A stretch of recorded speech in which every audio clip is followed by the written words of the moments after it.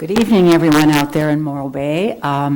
Welcome to the meeting of the Public Works Advisory Board. Again, we have a lot of folks in the audience and we have important things to talk about. So we have a quorum, and I would like to first welcome our new member, Chris Parker. Chris, welcome. So we have our full complement. I will start with a moment of silence.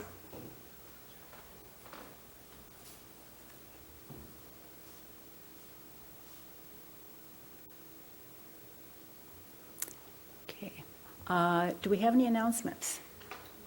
None? None? No. Okay. Any presentations? We don't. It'll be later.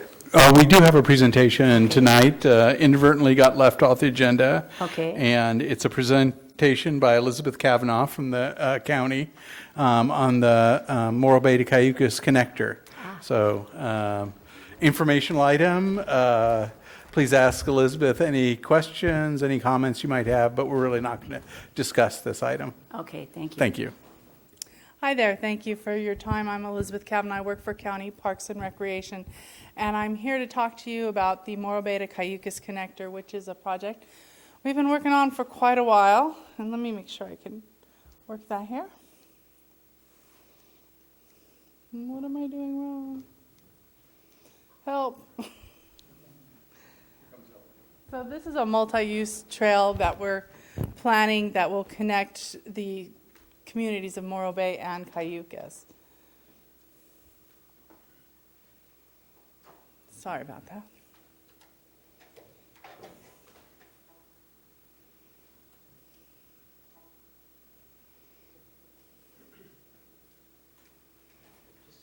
Just go ahead and say next slide. Okay, next slide.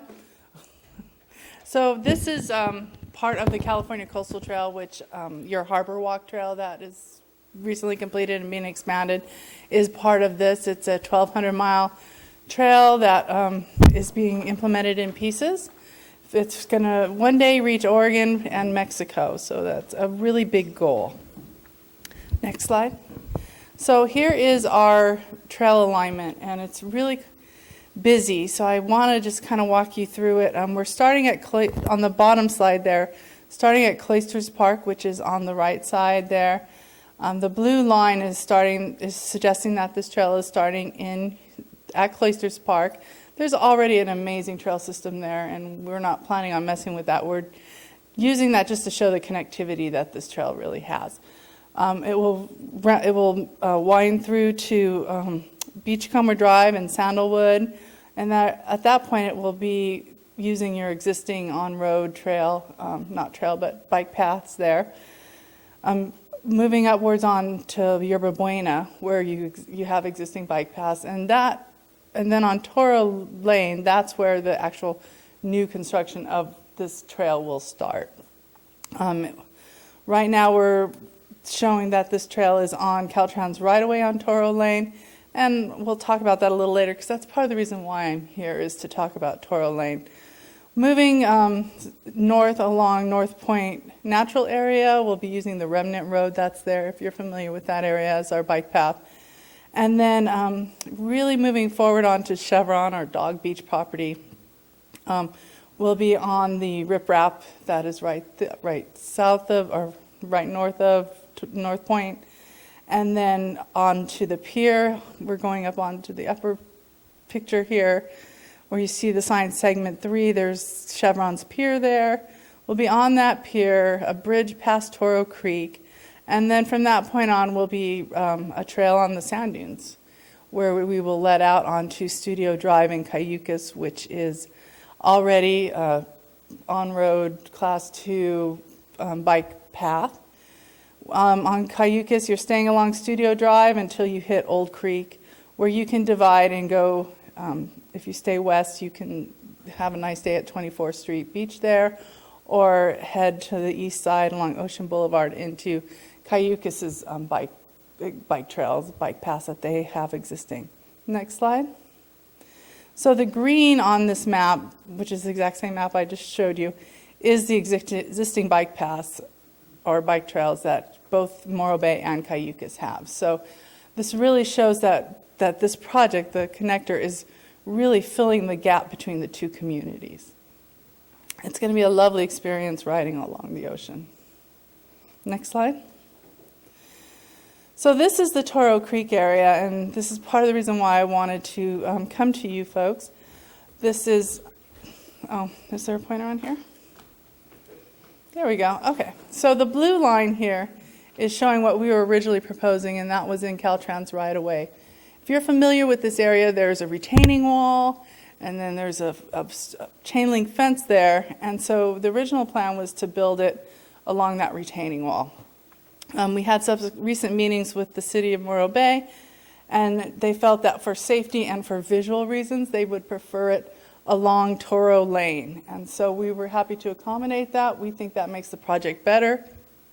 But in addition, we wanted to add some additional parking because we heard that parking here is pretty impacted. Mr. Livick suggested that there was an opportunity there for some additional parking in the right-of-way.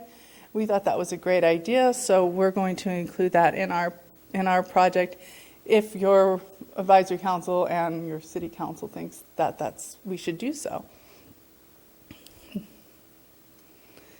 Wrong way. Okay. So the yellow blobs on this map here are showing you the parking opportunities along the trail alignment. We have about 200 parking spots. Those are off-street parking. So we don't see parking being a concern, although we are glad to add those 9 spots because we do think the North Point area is impacted. I think that's... the counties, we have been committed to this a collaborative process with this project. We're involving the city and the city of the community of Cayucas and Chevron, and there's lots of players in this project. So I'm here just part of that continuing discussion of this collaborative process in this project. So I'm here, and I will be talking to all these other players, and have for the most part. For the most part, they're supportive of this project. So I just heard that we're not to discuss this project. Is that true? The board can't take any action on Okay. this, being a presentation, so. Okay. I would like to, and if I'm out of boundaries, please let me know, have any comments that you may have, any suggestions that I can take back and bring to my engineers and incorporate them, or at least look at them as a potential change to this project while that we're in the moving parts of designing this project. Individual member comments are fine, just really no discussion. Does anybody have comments? Jan? Just clarification. So it's going to go along Toro Lane and beyond the parking lot up at North Point. It's going to continue on the dunes, on the So between the Toro dunes Lane- and the road. Yes, so once we get here along this remnant road, and I'm sorry I don't have a close-up of that area, there's the riprap area, which is the big boulders.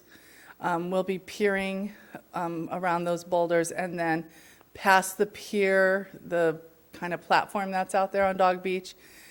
Once we get past that, that's when we'll start being on the sand dunes. There isn't any sand dunes south of that. It's just sort of a Rocks. wide area and then down the hill to the beach, isn't it? Yeah, it's an engineering, not challenge, but it is a tricky little engineering feat to be able to build it in that one area between the North Point natural area and the pier landing area, that platform out there. But it is manageable. We do have engineering plans working in the works right now, and that seems to be something we can do. Thank you. Yeah, I have 2 questions, basically. The part leaving down Toro Lane going to Cayucas, is it going to be purely a Class 1 bikeway, or is it a multi-use trail where there's actually pedestrian access also? Well, it will be both. It will be both. Yeah. What are you looking at as a width for the once you leave the streets and you're no longer in the Class 2 type bike paths, and now you're into this Class 1. What are you looking at as price width section? Between the actual travel lanes will be between 8 and 12 feet, so they'll be combined. So there'll be 2 4 to 6 feet lanes. I generally prefer the wider. I think this will be a a well-used trail. Similar to Bob Jones, I think we'll have lots of strollers and bicyclists and dogs, and so I'm preferring the wider. I'm glad you said that because I was hoping it was a multi-use trail, both pedestrian and bikeway. But I also noticed in Morro Bay, especially down near the Embarcadero, a lot of people walk their dogs on the bike path and vice versa. Yeah. They kind of cross over whatever they want to use as they go through there. So when you have the added width, it does make it easier for that purpose. Thank you. You bet. David? I got a question, Rob. Question for Rob. Just curious, on Toro Lane, how is that handled? Is that a HOA's street, but the city has easement over it, or does that interfere with this? The city has a public Access. pedestrian and vehicle access easement Okay, to so that would the- just be classified as Yeah. that. Okay, and then is the other orange parcel, is that where you're presuming for parking? That's extra right away. When we were looking at, probably a year ago, we were looking at a partial abandonment of Toro Lane. We had looked at parking there in that area as one of the options when we did do the abandonment. That would be that same area. Okay. I've been on the Bob Jones Trail several times, and you're right about the strollers and the young ladies out there with strollers and babies and so on. It'd sure be nice to have some direction. It's on. You okay? I can hear you. Okay.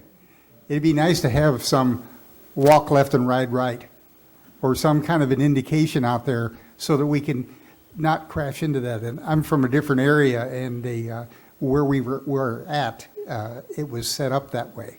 So everybody kind of knows it. And I remember coming around the corner on the Bob Jones, right there where the little restaurant is on the right-hand side by the golf course.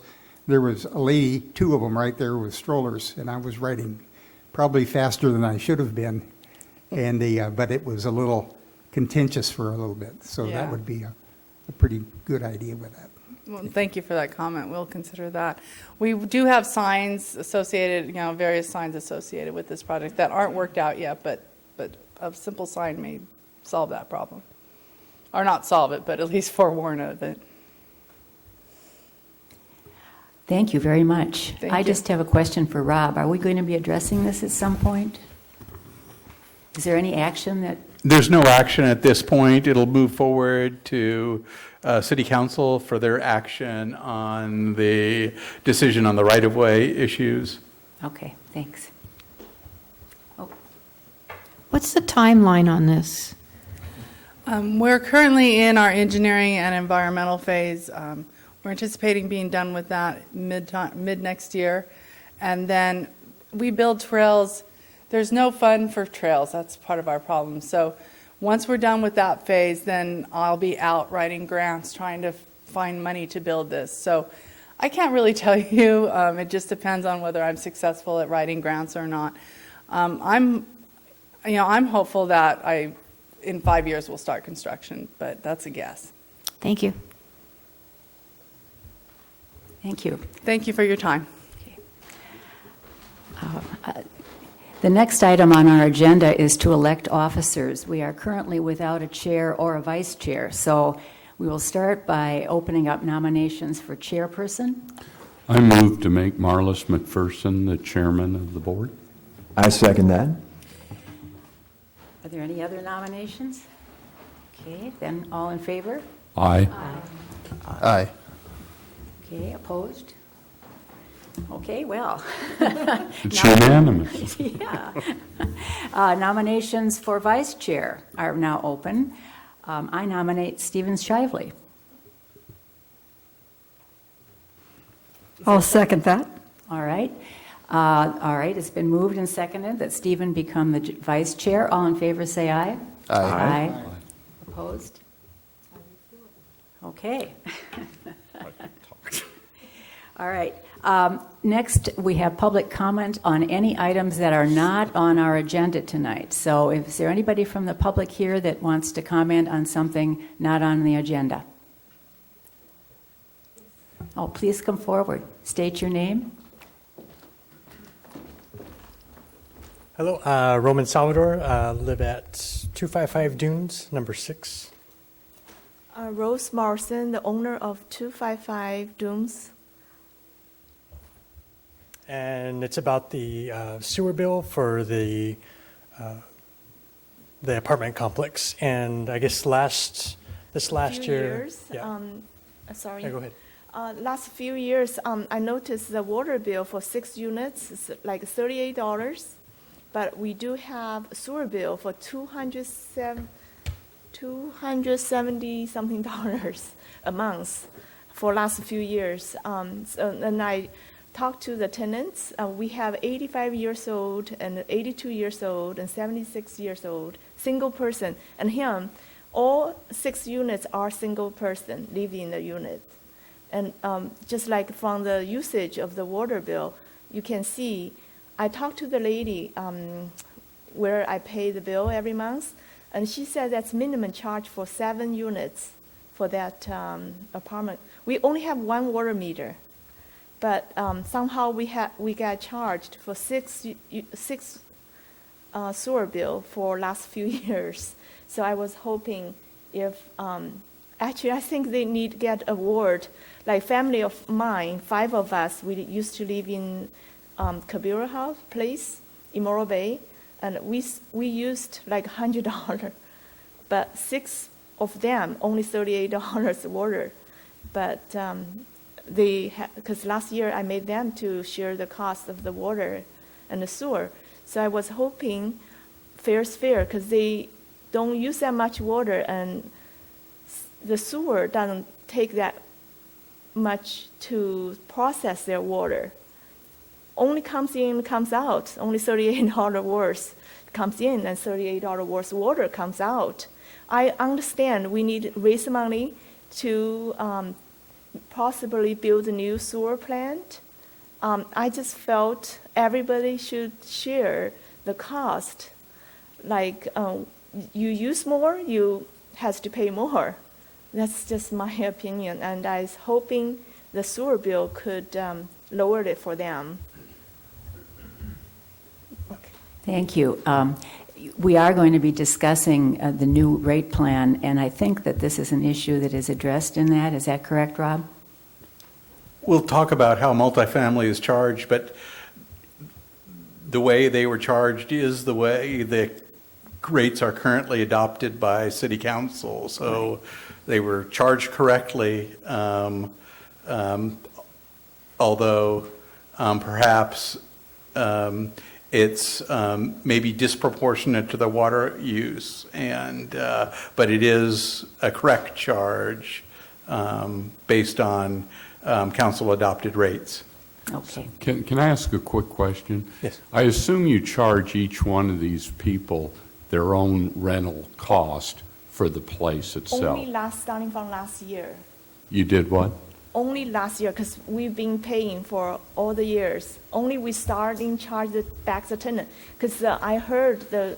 But you're treating them as individual units, and what I'm hearing from Rob, I tend to agree with him based on the fact if you're treating them as separate units, they'd be charged accordingly as their own unit, be it a 1-bedroom apartment kind of situation. Actually, there's 2 condos. It's like a studio that's not 1 bedroom. It's like 1 room, including the kitchen, living room, everything, just only 1 room. So what you're saying is it's like a duplex more, and there's 3 people in each part of the duplex? Is that what I'm kind of hearing? No, it's No, studio, separate, but we only have 1 meter. No, it's not a meter cost when you talk on the sewer rate side of it. That's why. I'm But, tending to agree with what Rob's saying based on what I'm understanding is the Right. situation out there. You're probably being charged correctly based on the way the ordinance is set up.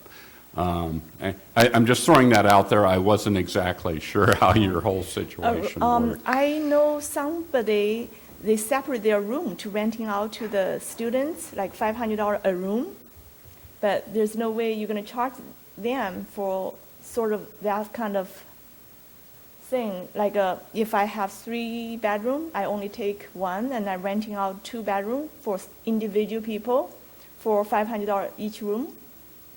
Is that what you're doing then? No, that's not what I'm Okay, doing. well, I But anyway, guess that's the- but I just saying, then they use probably more water or same water as them, but we get charged each person, each units. But like the people have multi-room, they renting out each room, they only charge one sewer bill. What I'm saying is, could you please consider the water usage and the sewer bill instead? We are going to be having a presentation shortly about proposed new rates. So if you want to stay for that, Sure. you could find out the answer perhaps. Thank All you. right, thank Thank you. you. Thank you. Thank you. Ma'am? Ma'am?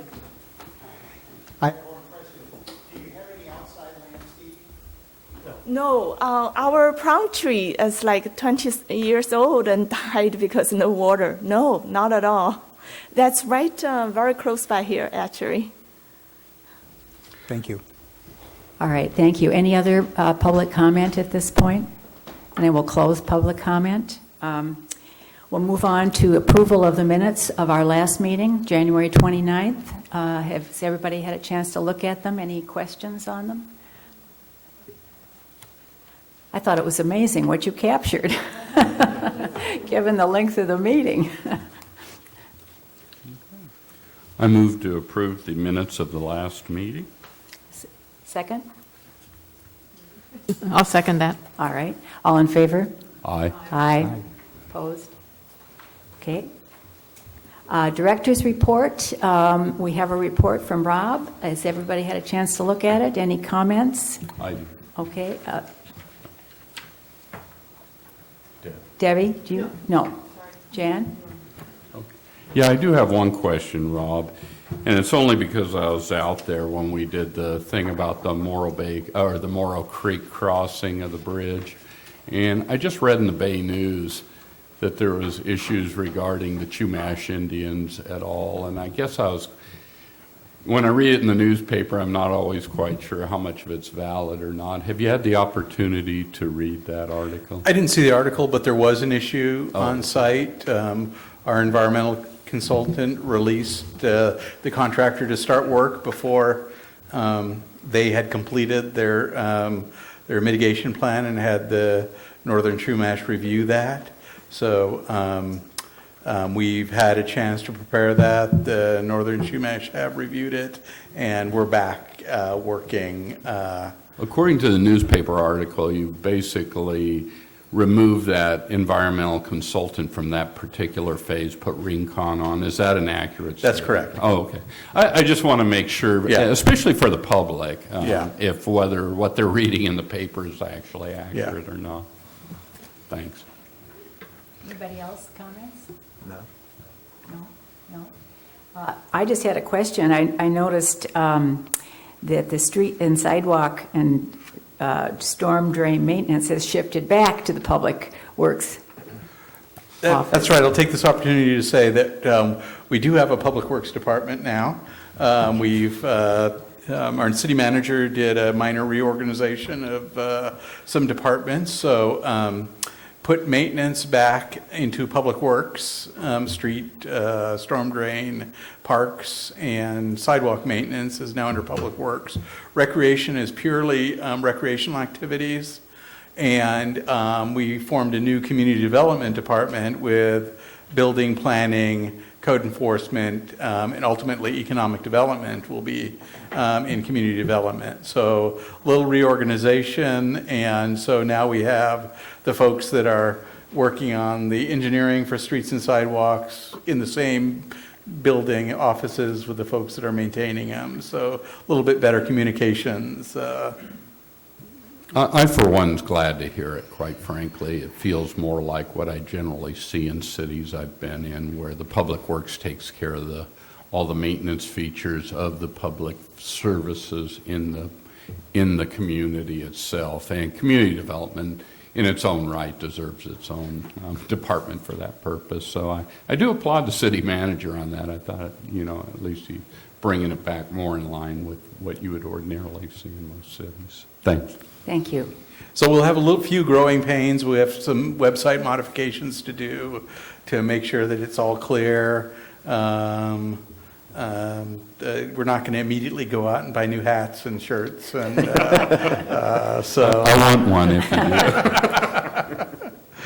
we have to wait for that stuff to kind of wear out before we're replacing it. And as you can see, there's also on your agenda package a new city logo that council adopted, and anything that's printed or already in existence, we're not replacing that quite yet, but this electronic media, there's no reason not to replace that right away with the new city logo. How about the size of the trucks? Size of the trucks still stay the same. We'll still use the same Okay. trucks. Okay, Although we are probably buying a new 1-ton, a little bit bigger sewer truck soon. So With the new logo? maybe with a new logo on it too. Thank you. Okay. It'll be the first, yeah. We're going to get back to our discussion of the preliminary water and sewer rate study. So, Rob. Yes, I'm going to bring Alex Handlers back up, and he has a presentation for us and some modifications to the last report that we saw. He's going to load that on the computer right now, and maybe I think he's going to get some help. Oh, no, he's got it.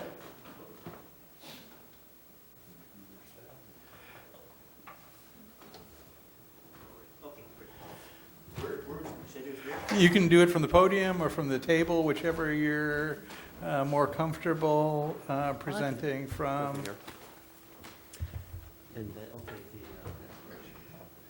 Pointer? Well, nice to see everyone again. Thank you for hashing through all the details last time. I'm going to give you another presentation today. It's going to be boiled down from what it is last time. Some slides, I'm not going to cover every point. Obviously, ask me questions if you want a little more detail on something. But we have a couple of alternatives on the water side and also on the sewer side. I know that packet that was sent out, I think I sent out, maybe I finished it on Monday or something. It didn't have all the sewer stuff in there yet. There's still some stuff I was vetting with the city and also internally looking back at the data. But I do have it in this presentation, and this will be available publicly because you don't have it right now, so you can see all the numbers. But the goal tonight to kind of walk through the rate alternatives, water, then sewer, and hopefully get direction on what we're going to bring to council. We're planning to go to council next week, next Tuesday actually, for a workshop. So it's not the final, but we want to get your input to present to them so we can keep the process rolling and get the Prop 218 process started. So water, we already know there's no water rate increases in 20 years. Water rates are lower than they were in 1995 by 36% adjusted for inflation. People use less water now, so people are paying the least amount on the water side that they ever have. Hence the extremely low water bills for 6 units. Unfortunately, the water is in worse shape than the sewer. The water is in deficit mode, almost $1 million. You're out of compliance with your debt covenants. Here's the rate history here. Nothing since 1995. You're already familiar with this. Your rates are on the lower side compared to a lot of other agencies out there. Doesn't mean anything. Someone whose rates are low might. It doesn't mean someone's doing any better than anyone else. Everyone's got their own cost of service. So this is just for informational purposes only. The financial challenges you're facing, real quickly. Number one, with no rate increases for 20 years, you've starved the water enterprise of funds. You're in deficit mode, $940,000 this year according to the budget. You need to get back up to even. You are facing a lot of capital needs. Some of them have been deferred for years. You've got a lot of aging infrastructure. The capital plan identifies about $9 million of water system improvements. It's a bit front-loaded. You need storage tanks that you should have for fire protection, et cetera. Desal plant needs to be brought back up to snuff. Automatic meter reading, a lot of old pipelines. The third thing, I didn't talk about this last time, but Rob filled in a little bit more, was long-term water supply. Your state water contract accounts for over half of your operating costs. It's currently $2.2 million per year. It's a big chunk. Unfortunately, there's some huge problems with the water in the Delta. So the Bay Delta Conservation Plan is going to be rolling out in upcoming years. We don't know exactly when the big costs are going to hit for building these peripheral tunnels or canal, whatever they're going to do. But the cost for the Bay Delta Conservation Plan is currently estimated in the $25 billion range. Everyone who gets their water from the State Water Project is going to be facing large cost increases. Same here. The little bit of good news is that the $750,000 of debt service you pay each year for the pipeline that brings that water here is going to be ending after 7 more years. So that's $750,000 going away.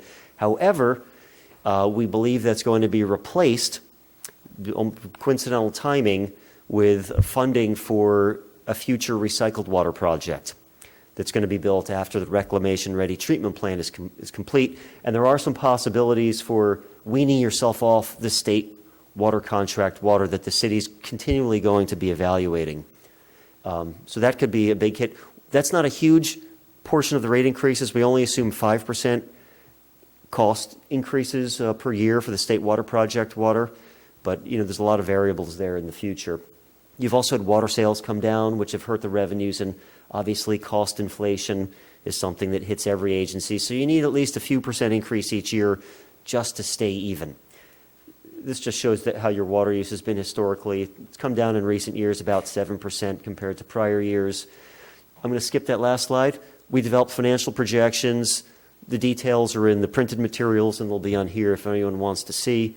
But this kind of shows graphically the breakdown of expenses. This is the city's operating costs, which are projected to increase, a few percent a year going forward. Out here, there's some new recycled water costs after the recycled water plant comes online, so it's expected to go up by a few $100,000 a year. The green is state water project costs, which escalate at 5% a year. Again, there's some future unknowns, what's going to happen out here. When you do these projections, no one has a crystal ball, what's coming down the pipeline. You've got a lot of moving parts, so you kind of try to reasonably estimate, taking a look to the future and aim in the right direction, understanding that it could be in 4 years, even though if this is a 5-year rate plan, in 4 years there could be some significant changes that need to be incorporated, and the city could be coming back to evaluate some different rate increases, maybe less, lower rate increases. We don't know at this stage. The yellow is the your share of CCWA, Central Coast Water Authority bonds. Those go out to 21-22, then they're gone. However, the orange is new debt service. You don't have cash in your water fund to fund the high priority capital needs, so it appeared you're going to have to borrow about $3.5 million to take on some of those highest priority capital needs for the water system. If you get your rates in place, you should be able to obtain some kind of subsidized funding from the state is going to be the goal. So that's what this orange represents, debt service for about $3.5 million for high priority capital. But out here, the yellow goes away, but if the old bonds go away, but you have new, very likely state revolving fund loans that are going to kick in, which are going to be more expensive than what goes away, but at least there's a little bit of offset. That's for the recycled water project. We're not raising rates based on this in the first 5 years. This is more of a long-term look. And then finally, the purple on the top is the capital, pay-as-you-go capital. Rates need to more than double over the next 5 years on the water side. That shouldn't be a surprise to anybody. Unfortunately, due to your current situation, you need a bigger rate increase in year 1 to meet your debt service coverage covenants and restore financial stability. These are your current rates. 1643, and as I was corrected last time, historically this was not considered a separate fixed charge. This was considered the charge for 3 units of water. So there was no fixed charge. But for me, it doesn't make a difference, whether the 1643 was not a fixed charge, it was really a usage charge for the first 3 units, and then, or was it a fixed charge with no charges? Economically, it's the same from my perspective. Low water users get a pretty good deal here in Cambria. A lot of your costs are fixed costs. It's not all related to usage. So low users, currently pay $16.43. If they use less than 3 units of water, they don't pay any more. And then the variable charges escalate from 556, so, by a few cents for every unit of water. We mentioned with the rate structure observations, those first 3 units of water that people are paying that $16 and change for, but don't have to pay per unit for the first 3. If you had that as a regular fixed charge, it would mean that people weren't paying for 32% of the water. 32% of the water is 0 to 3. It's a very high percentage of the water here in this community. Your fixed charges generate about, I'm going to keep calling them fixed charges rather than the charge for the first 3 units. They generate about 30% of your rate revenues. That's right in line with the California Urban Water Conservation Council recommendations. They want to see your variable charges recovering in the range of 70% of rate revenues to make sure there's adequate conservation incentive. More recovery on the usage side is more conservation incentive since people have to pay more per unit. Low-use customers and customers with second homes, there are 2 different types of customers you have, but they both benefit under the current rate structure because they're paying a low fixed charge. It's obviously disproportionately lower than your fixed costs, and there's no additional charge on top of that for the first 3 units of water. So you're giving low-use customers a big break, which is fine. A lot of communities do. I just want to point that out. At the same time, the high-use customers, they have to buy a lot of their water at the, at the higher tiers. But at the same time, they also benefit from paying a low fixed charge. What's more common in California is to have fixed charges that ratchet up based on meter size, and maybe the large customers get a little break on the usage size, but you kind of have it the other way. We're not looking to change it. There's historical precedent there, and there's no single correct way of doing rates. So we came up with an initial draft rate structure that was presented last time. 4 tiers. The tier rates are phased in over 5 years. One thing that we're doing is phasing the charges in for the lowest levels of water use, which are current. We're moving to a system where it's more like a fixed charge plus a variable charge, regardless of how it was considered in the past. So the fixed charge increases, it almost doubles over the 5 years.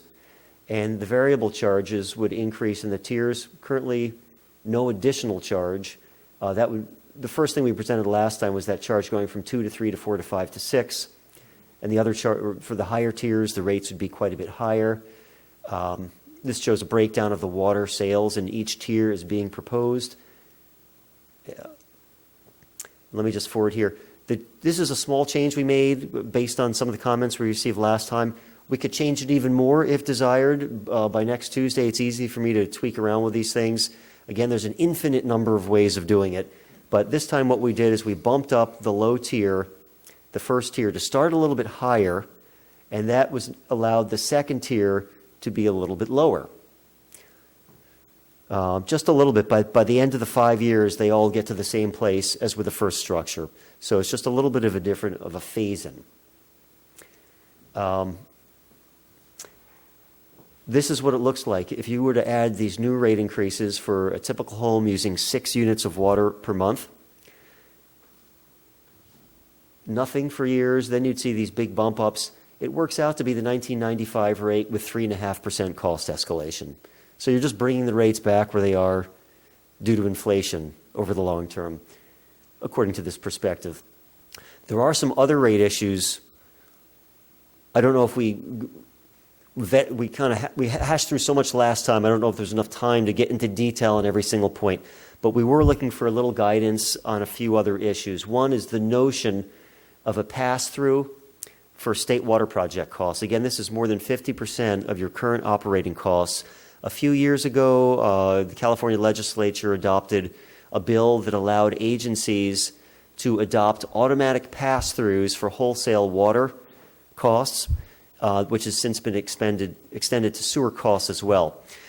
So if you have something out there that's a big unknown, it's a big wholesale water cost, what we could do is put in your Prop 218 notice, we could adopt the rates as they are, but put an additional clause in there that gives the city authority to pass through any wholesale rate increases that are in excess of what was assumed in the study. So if we only assume 5% state water project cost escalation. If in year 3, this Bay Delta Conservation Plan takes off and doubles the state water contract costs, and you're at a point where you're still relying on that water, having this clause in your Prop 218 notice would give the city authority at their discretion to pass through that additional increase in state water contract costs. So it just gives flexibility. It could be in your Prop 218 notice. In order to implement a pass-through, there has to be some sort of verbal or written formula put in the notice how the pass-through would occur, how it would impact rates. And then if the city in the future needed to trigger this pass-through, they'd have to send notification to all the ratepayers. You don't have to go through the Prop 218 process, but you have to notify people. I don't see this being used if the state water contract was to go up 6% instead of 5%. I mean, that's pretty darn close. It's only if there's something, I think, substantial that's going to hit the water enterprise finances that having pass-through authorization gives you the financial flexibility to react and respond on a pass-through basis as initially presented to the ratepayers without having to go through the Prop 218 process again. The next thing was surcharge for desal operations. We talked about this last time. We're still honing our numbers a little bit, but your desal facility hasn't been used so much in recent years, I guess, but there may be the need to use it in the near future. And what's nice is that the city has a few different options for water supply. So if they could try to figure out what's the most cost-effective approach going forward, and there may be a day and time when recycled water can be injected back into the groundwater or pumped to your desal facility, which is already built, treated with reverse osmosis and delivered to the ratepayers, potentially at lower cost than staying with the state water contract in the long run. But these are future decisions that will be made.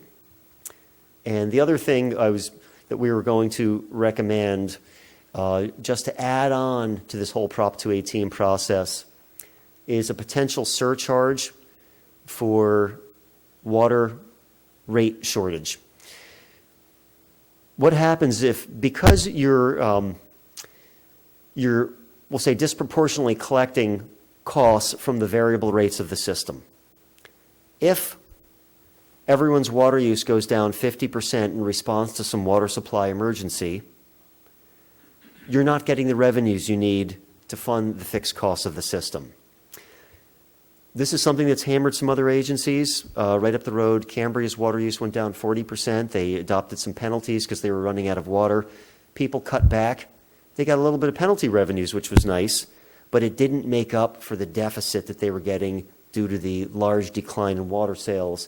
So with a couple of agencies, we've added this on to the Prop 218 process as an additional surcharge if water use goes down 20%, 30%, 40%, that allows an agency to, with council authorization, increase the rates to compensate to restore financial stability. This doesn't generate any new money, but it just restores the financial stability and makes up for the revenue loss from the recycled water, from the water sales, if you have to cut your water use down by 50% or something like that. Maybe we'll stop it on water right there. Yeah. That sounds great. I think we'd like to discuss them as separate issues, so thank you very much.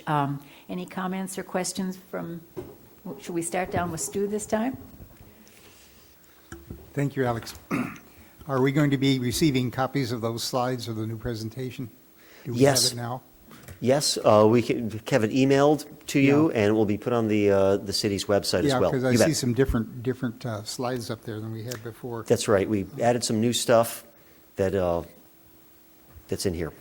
I've got a question about what we're paying per acre foot from the state for water. I don't find that anywhere written down. Yeah, that's a good question. The state has a lot of fixed costs that you're paying. It's weird if you were to take all the state water project costs, 2.2 million, divide by 1,300 roughly acre feet that you receive from them, that would be an all-in cost per acre foot.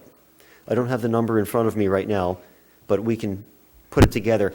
Really, the state water project costs a lot of it are fixed charges that you have to pay regardless of whether you take one unit or not. So even the variable charges from the State Water Project are actually a very small share of the overall costs. So even if you get your State Water Project use down to zero, you still have to pay, you know, something approaching what you're currently paying. So there's not really a lot of savings there. And I can get you some detail. They've got, you know, bills and stuff that break out the different components of the State Water Project costs. I'd appreciate that. Yeah. Also, we pump water from the ground. We pump it from two valleys. And do we keep track of how much water we pump out? I imagine we've got how much electricity we use, and we can figure it out that way. But that's also a useful number to come up with how much water we're buying from the state or obtaining from the state, and also from what we're pumping, divided by the number of users and so on, which would give me some fodder to do things with. Yeah. We could add some, I think we need to get a little bit more information on that, but yeah, we could add some of that information for informational purposes. how it So works I in the can state. give you a little bit of Yeah. that information off the top of my head. Last year we used 1,140 acre feet in state water, 1,140 of our 1313 allocation, and we used 43 acre feet of well water that was run through our brackish water RO plant. We cannot use currently our well water untreated because it is high in nitrates. So there's a treatment cost to doing that. State water is approximately, I'm talking in round numbers now, approximately $1,600 an acre foot. About 45 of that is variable cost. So we pay almost $1,600 an acre foot, $1,600 an acre foot for our allocation, whether we take a drop of water or not. Because we're paying debt service on the infrastructure that the state built to get the water here. To treat brackish water RO, it's about $1,000 an acre foot. If we were able to use our wells untreated, $150 an acre foot, but we cannot. Our Morrow Valley wells, high in nitrate. Our Choro Valley wells, we're limited to using those to the times when Choro Creek is running at above 1.4 CFS. It takes rain for that to happen. It currently is running above 1.4 CFS, but it is also high in nitrates, and we don't have an easy way to get that water into a treatment plant because it goes directly into the distribution system from the Choro Valley wells. So we're fairly well constrained on potable water use in Morro Bay. I don't see any mention of watershed management anywhere in this. And are we doing something with looking into the future, and what are we doing with watersheds here? Are we going to have little dams or something to? Yeah, that's really manage it? beyond the scope of the rate study. It's what we do. Watershed management is part of our general water supply. We are in two permitted basins, so we are appropriators from those two basins. We're not riparian users, so the state board has regulated both the Morro and Choro basins, so we're under those management plans, and we're regulated to how much we can withdraw from either one of those basins. At 1,100 acre feet a year from Choro Basin, 500 acre feet a year from the Morro Basin is what our permitted capacity. Should we have a water reclamation facility up in the Morro Valley that is producing water that has the ability to recharge groundwater, we will renegotiate that permit for groundwater extraction because we'll be putting water into the ground that we should be able to permit withdraw from.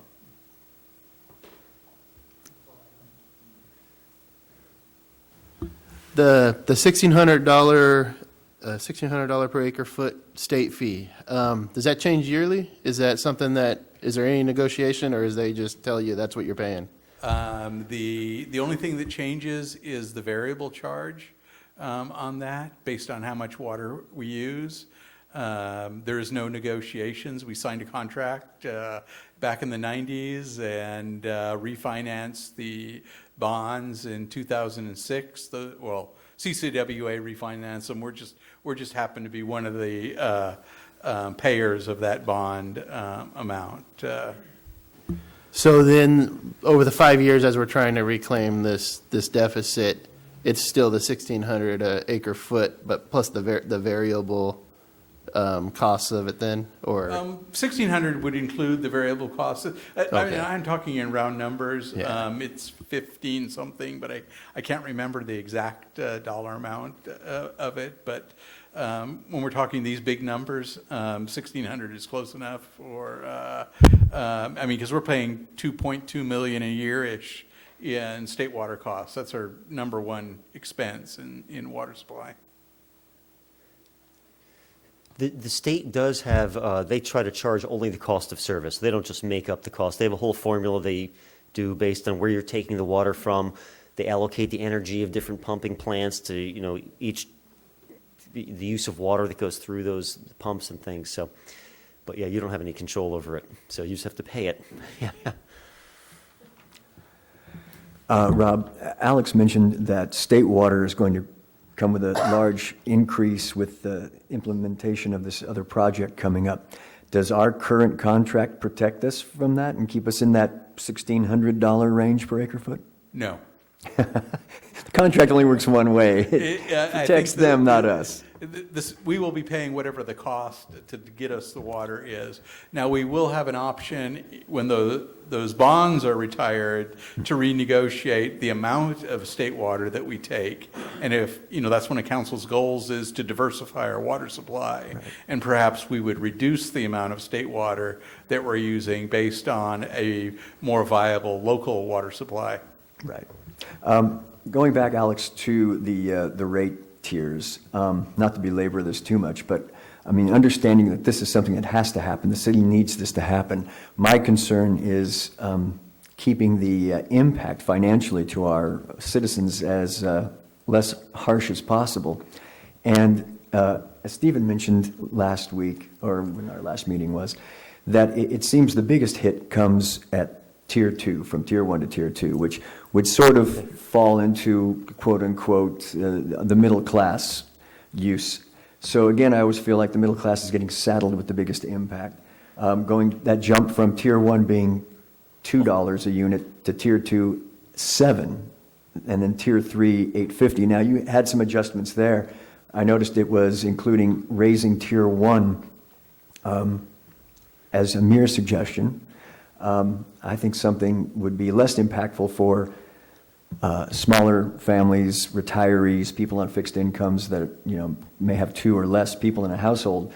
Something more along the line of Tier 1, $2 a unit, Tier 2, $5 a unit, Tier 3, $9.50 a unit, and then the people who are really utilizing a lot of water, Tier 4, jump to 13. Just a suggestion. Kind of reappropriating that impact.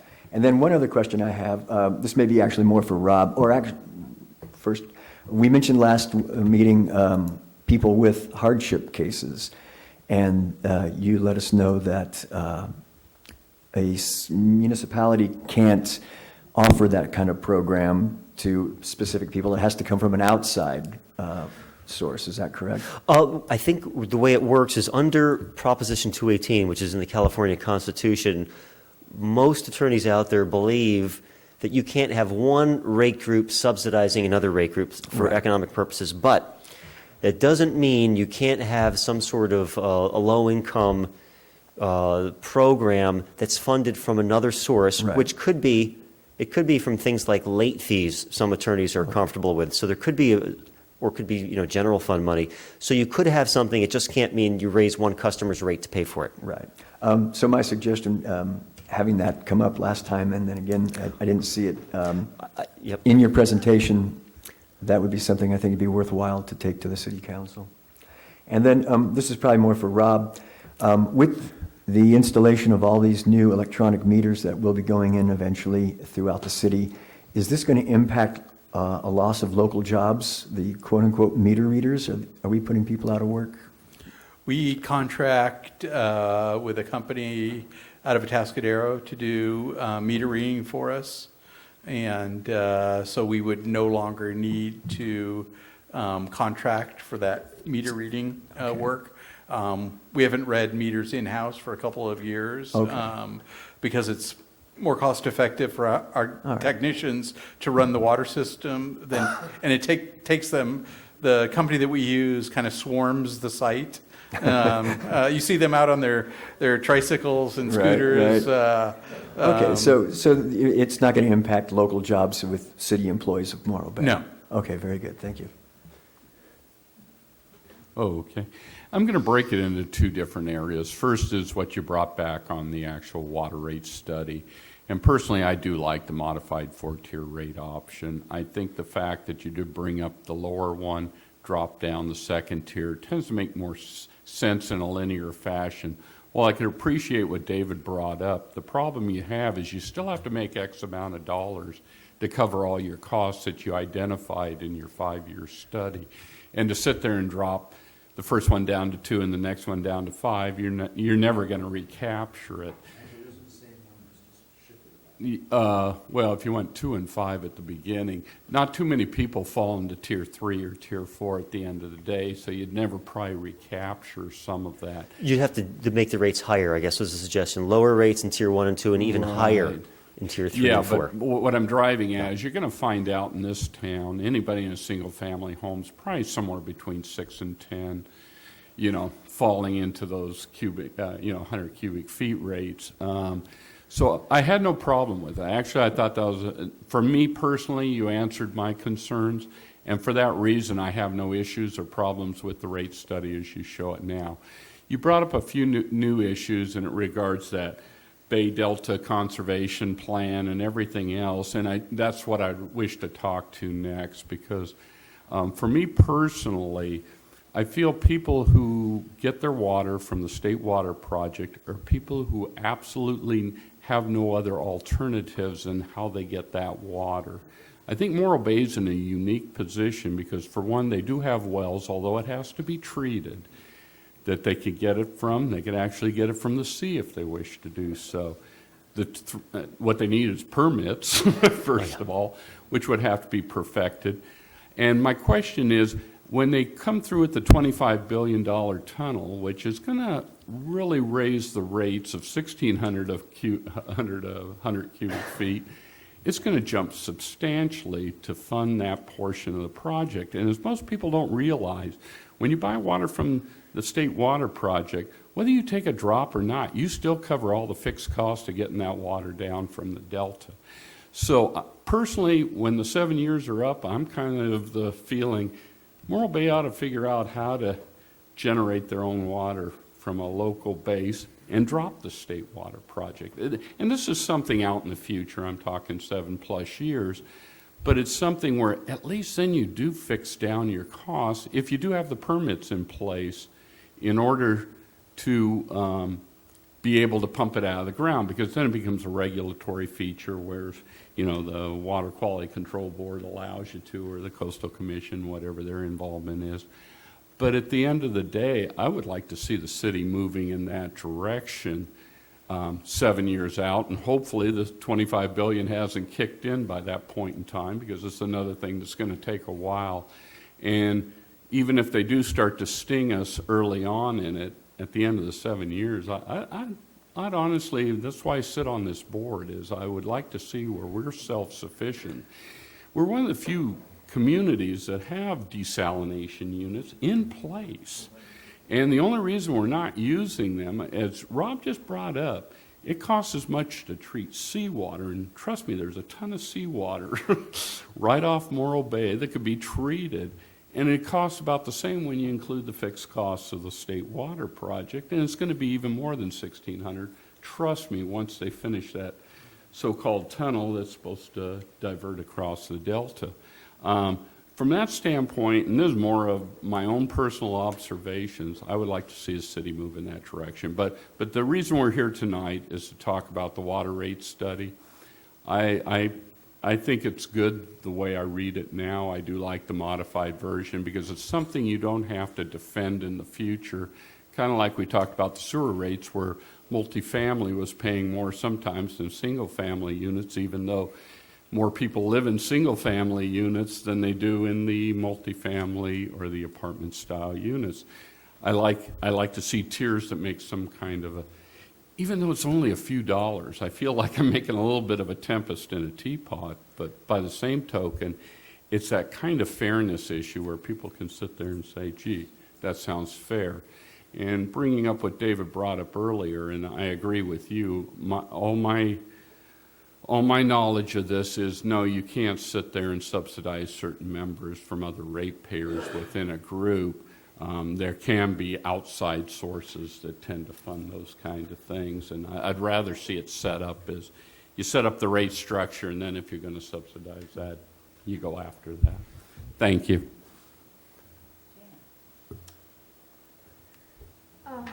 I'm just going to echo what he said about hopefully the direction of getting off of state water, because I'm just thinking about these things that you're putting into the rate, about the pass-through charges, the little pass-through clause, and then a surcharge for people when with the usage goes down, and then if these prices go up with the Delta water, I'm thinking it's going to really hit us big. So I just very much agree with him that I hope that the direction is that we get off of state water at some point. Debbie. Well, I'd kind of like to review for my own edification, my understanding, so that I can make a hopefully good decision. You were saying that it's front-loaded.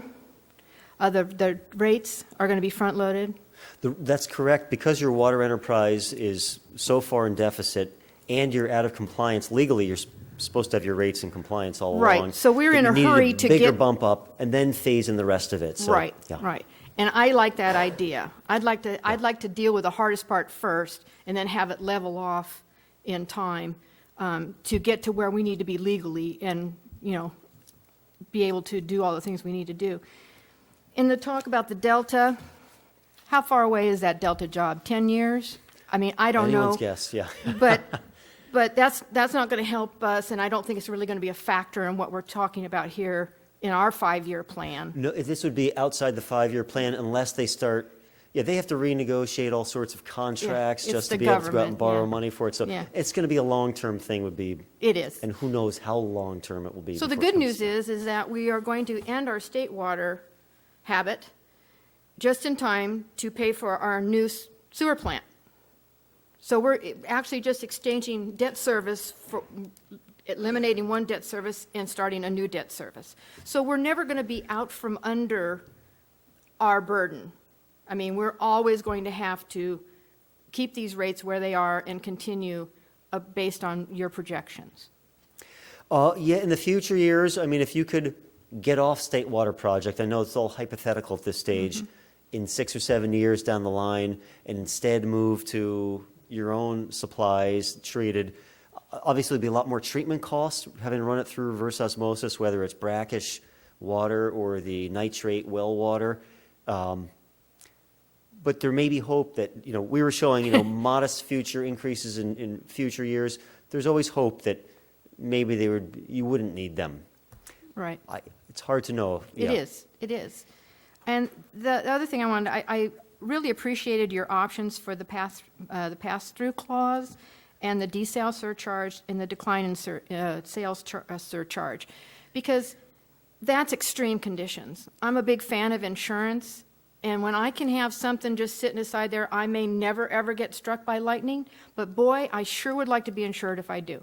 And that's kind of these types of clauses, and although people hear, oh, charges, surcharges, more charges, it's probably never, ever going to happen, but if it does, then you're in a very serious trouble, and you need to be able to find a way out quickly.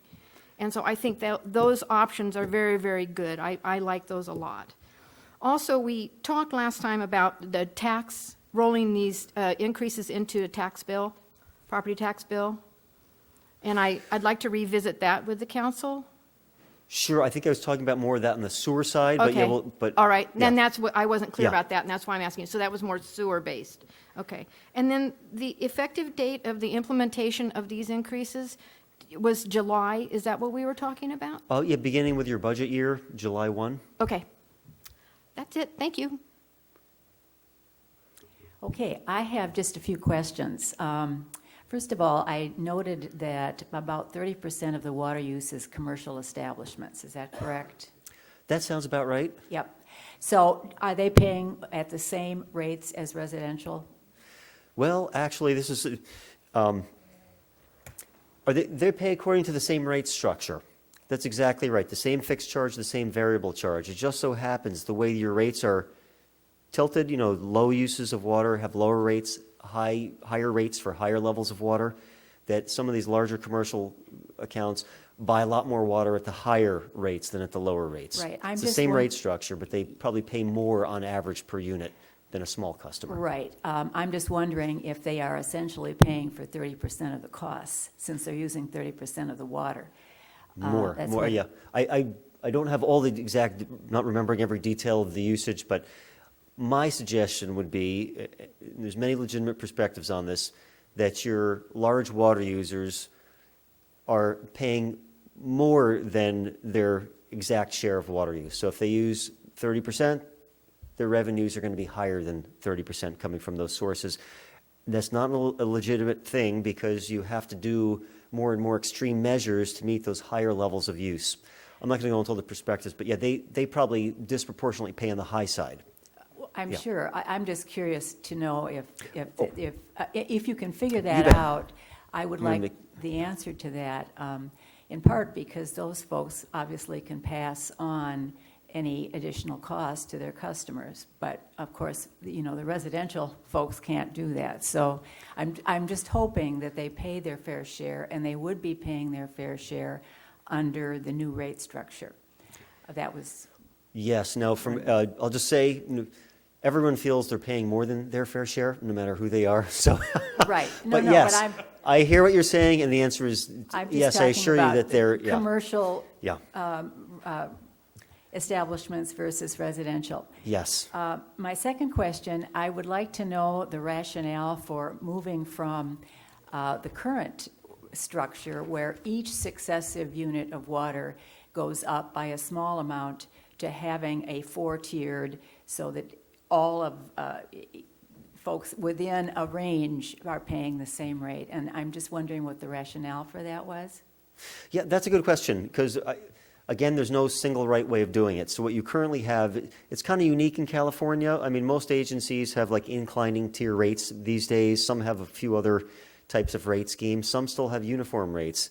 It's rare I see those inclining rates per tier. So when we looked at that, I mean, you don't have to change it, so I don't want to suggest you need to change it. But I think it's a little odd to have a rate like that. And then behind the scenes, we have to come up with some kind of cost justification for that. So we'd have to come up with a cost justification for each separate tier. Makes it a little bit of a challenge. It seems like it's based purely on use that way, purely on use. Well, it's all based For on. each successive unit that you use, you're paying so much more, as opposed to a set rate for units 4 through 10. Yeah, I mean, you're paying per unit either way, you're right, but the increase is you either buy it in a block and then you step up to the next block for higher levels of use. There's a logic both ways. So the rationale for, I don't know if there's a compelling rationale to change everything, what you're doing. We were just, throwing out there as kind of what's a more standard approach out there where, the lowest levels of use would get it in the first block. You step up to the next block, which goes up to 10 units. Again, that's most of the single-family use is somewhere, 0 to 10. Then you'd start kicking into higher, the next block up and the next block up. After that, there's an infinite number of ways you can do it. So I don't know if I have a good answer to your question. Well, I was just curious because it Yeah. seemed to me that with each successive unit costing more, that was more of an incentive for conservation. Well, And this way, once you're in a block, you're paying at a certain rate. Seems to me, logically, it's less of an incentive to conserve water, that's all. I'm going to suggest it's not, and here's the reason why. Someone in this tier, currently pays $5.56, then maybe it's $5.59, and now they'll be paying it depends on where you are. If you're, if everyone's used to in a block paying a certain level of water, or you go from where it's a tier, let's say right now you keep stepping up at an angle, and now within that block of water, you're keeping it flat. The people at the low end, within that tier, someone using, 51 units, is now going to be seeing a little bit higher rate than they would have under the just more gradual rate structure. What people face for conservation, it's not so much the tiers or the breakpoints, it's what does it cost per unit of water. And there are some people who would pay a little bit more per unit of water under the current rate structure, and there are some who would pay a little more under this rate structure. So I don't think it's any more or less conservation incentive than the other. Just because someone's paying 3 cents more per unit, is that really going to drive use? Here, there's bigger bump ups. So Okay. It's all relative with All this right. water use stuff. And I know, again, I'm not Thank you. answering I your was just question curious perfectly. if Yeah. it sounds like it's more common to have fewer tiers, let's put it that way. It is, and there was just some anomalies with your tiers also, where sometimes they'd go up 5 cents, and then it would go down 2 cents for the next level, and then up 4 cents, and up 3 cents. Okay, Yeah, okay, all right. And I'm assuming that if you use any part of that unit, you're charged for the full unit, is that correct? I think the way the meters work is when if someone uses 0.1 of a unit, it doesn't register as being a full unit till it kicks over, till the next unit is fully used. But if someone uses partial unit, they don't pay for it this month, but they'll get it, The next month. Yeah, you don't, it doesn't reset Okay. to zero. Okay, and I also noticed in the report that you wanted a minimum fund reserve of 25%, is that correct? For planning purposes, I always think it's a good idea to maintain a minimum prudent level of reserves. I was just wondering right, if yeah. that was a requirement of some kind, or is that just good business practice? Good business practice. Yeah, there's no requirement. The danger is if your fund reserves go down towards zero, you have your backs against the wall if something unexpected happens. So I thought that was kind of a minimum prudent level. Certainly we see agencies that have a lot higher levels of fund reserves. If you want to be, a AA water agency, you probably need more like, 50, 60% Okay. in reserves. But for prudent planning, that's what we were recommending. Okay. Yeah. And I did want to also speak to those additional rate issues, and this is just my opinion. I concur that I think we really need to get off of state water, and the sooner the better. So I think everybody's in agreement on that one. So I think that one, the first one, is kind of too far out there. I would really like us to focus on the next 5 years and what's likely to happen in the next 5 years, and not drag in. This is going to be, I think, such a contentious issue to begin with, and a lot of folks are going to be very upset. And the more we add into this that could upset people and make them think that their costs could go even higher, I think that's not going to help us. So I would keep it really simple and just focus on the rates. That's my opinion. Would you like us to make recommendations on this now, or would you, we should have any additional public comment? I would suggest public comment first. Okay. And then maybe after public comment, you could have some discussion and maybe Okay. some conclusionary statement if you so chose. Okay, all right. Sure. Just for clarification and for public, so if you were to use 4 units, you're just getting charged for 3 units at either the $2 or $3 range, and then only for 1 unit at the $6 range? Or you That is get how- charged for all 4 at Yeah. $6 range? Currently, that's the way it works. You pay it Okay. at $16.43, and it covers your first 3 units. Mm-hmm. So you pay nothing additional for the first 3. Then you start paying for the 4th unit. What we were So- proposing is, you still keep a fixed charge, for example, like the current $16, but you start paying per unit. But it phases in over a few years, But I think, so what my From question currently is, zero, now you start paying for every unit of water. so when top you of hit the 4 fixed. units, are you paying for the first 3 still at the $3 rate, and then only for 1 Correct, unit? yes. Okay. These are marginal tiers, so everyone buys the first 3 units at 3, then above that it goes to the next. Yeah, they're not charged, for example, if they're in this tier, they don't buy all their water at $9. Thank you for, yeah. Yeah, I just want to Good, that's clarify it. that for the public. That would help water conservation, though. Marlis.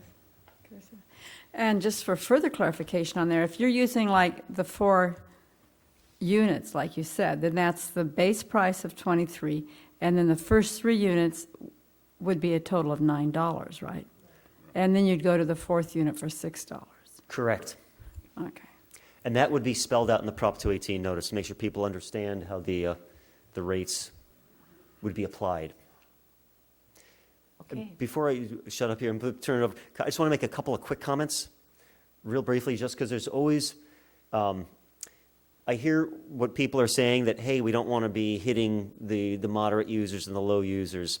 And what I can tell you is, under the current rate structure, you're currently giving them probably a pretty good break. They pay low fixed charge. They're not paying for the first 3 units. The rates are a lot lower for the first few units than they are for the higher units. So from some perspectives, people could say you're kind of giving a break to the low users. I would suggest that even in the what's being recommended here, what we were trying to do was kind of phase in from where you currently are to the tiers at the end. That's why it might have looked like there was some more bump ups in some tiers than others in the original ones, because currently people are paying nothing in tier 1. And so that's why I originally said, okay, we'll bump them up a little to 2, so it's a little more gradual. But that was a key point I wanted to make. No one's looking to nail the low users or anything like that. They're still going to be receiving, I would suggest, great benefit from what's being proposed, in that they're buying most of their water at the low tiers and have a relatively reasonable fixed charge on top of it. They'll be paying more than they do now. It's almost like if you're charging one person $1 per unit and someone else $5 per unit, then you say, hey, everyone, you're going to pay $6 a unit. But then the person who's paying 1 says, hey, that's no fair. My rates are going up $5. Theirs only went up 1. So everything's a matter of perspective, and the rates are always a balance of competing objectives. So I will just leave it at that, and thank you. One more. Rob, just a quick question on when we get new meters, how far down the road is that? Is that going to be this first year that we have the rate hike, and then possible rates would go up because of water loss that we're capturing now? So it's on the council goal list to convert from our current metering system and billing system to this automatic meter reading system. They haven't adopted that goal yet. We have had change out to AMRs in our capital budget starting this year and phasing those meters in over 3 years. We would probably make some adjustments with that if council decided to do that and contract with a company to, it's kind of a turnkey operation, and they can do it as fast or as slowly as we want. We've heard from the perspective from other users where they're recovering some of that unaccounted for water, and they haven't had to, these are maximum rates that we'll be setting. We can only take in what our expenses are and that reserve. So if we don't need the money because we're now recovering all of our unaccounted for water, we wouldn't impose those maximum rate increases.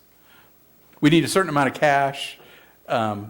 It kind of doesn't matter how we get there, whether it's increased rates or charging for all the water that's going through the meter. Rob, we talked briefly at the last meeting about our borrowing ability and the ability to get the lowest possible rate. And with $936 in the red for this fiscal year, shouldn't we be raising our rates a little quicker to recoup that so that we get back on? There was a mention about 125% and having that in reserve, and that will affect our bonding ability for our Yeah, that's exactly CPI? why I think Alex has proposed that quick jump up of 45% that first year, and then it kind of levels out to get us whole with our, get us out of the hole, that 940,000, plus be able to make our debt covenants that debt coverage ratio. So that's built into this existing rate structure. It gets us out of the hole that first year. Because I can imagine that the state's lowest bond rates, those agencies aren't going to look favorably on us to borrow money if we're not meeting existing debt coverage covenants. Okay, let's open public comment. Are there any comments on this?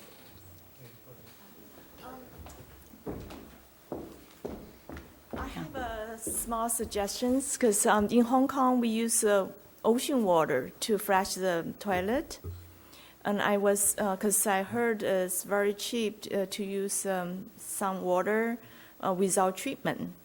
So like wash the car or gardening or flush the toilet, take shower, or maybe you could use that type of water. In Hong Kong, our house, we have, every household have 2 water supply. So one is we rather like a quarter of a cost to use it fresh toilet, and then the other ones use drinking and stuff. So just maybe you can think about it. Thank you. Thank you.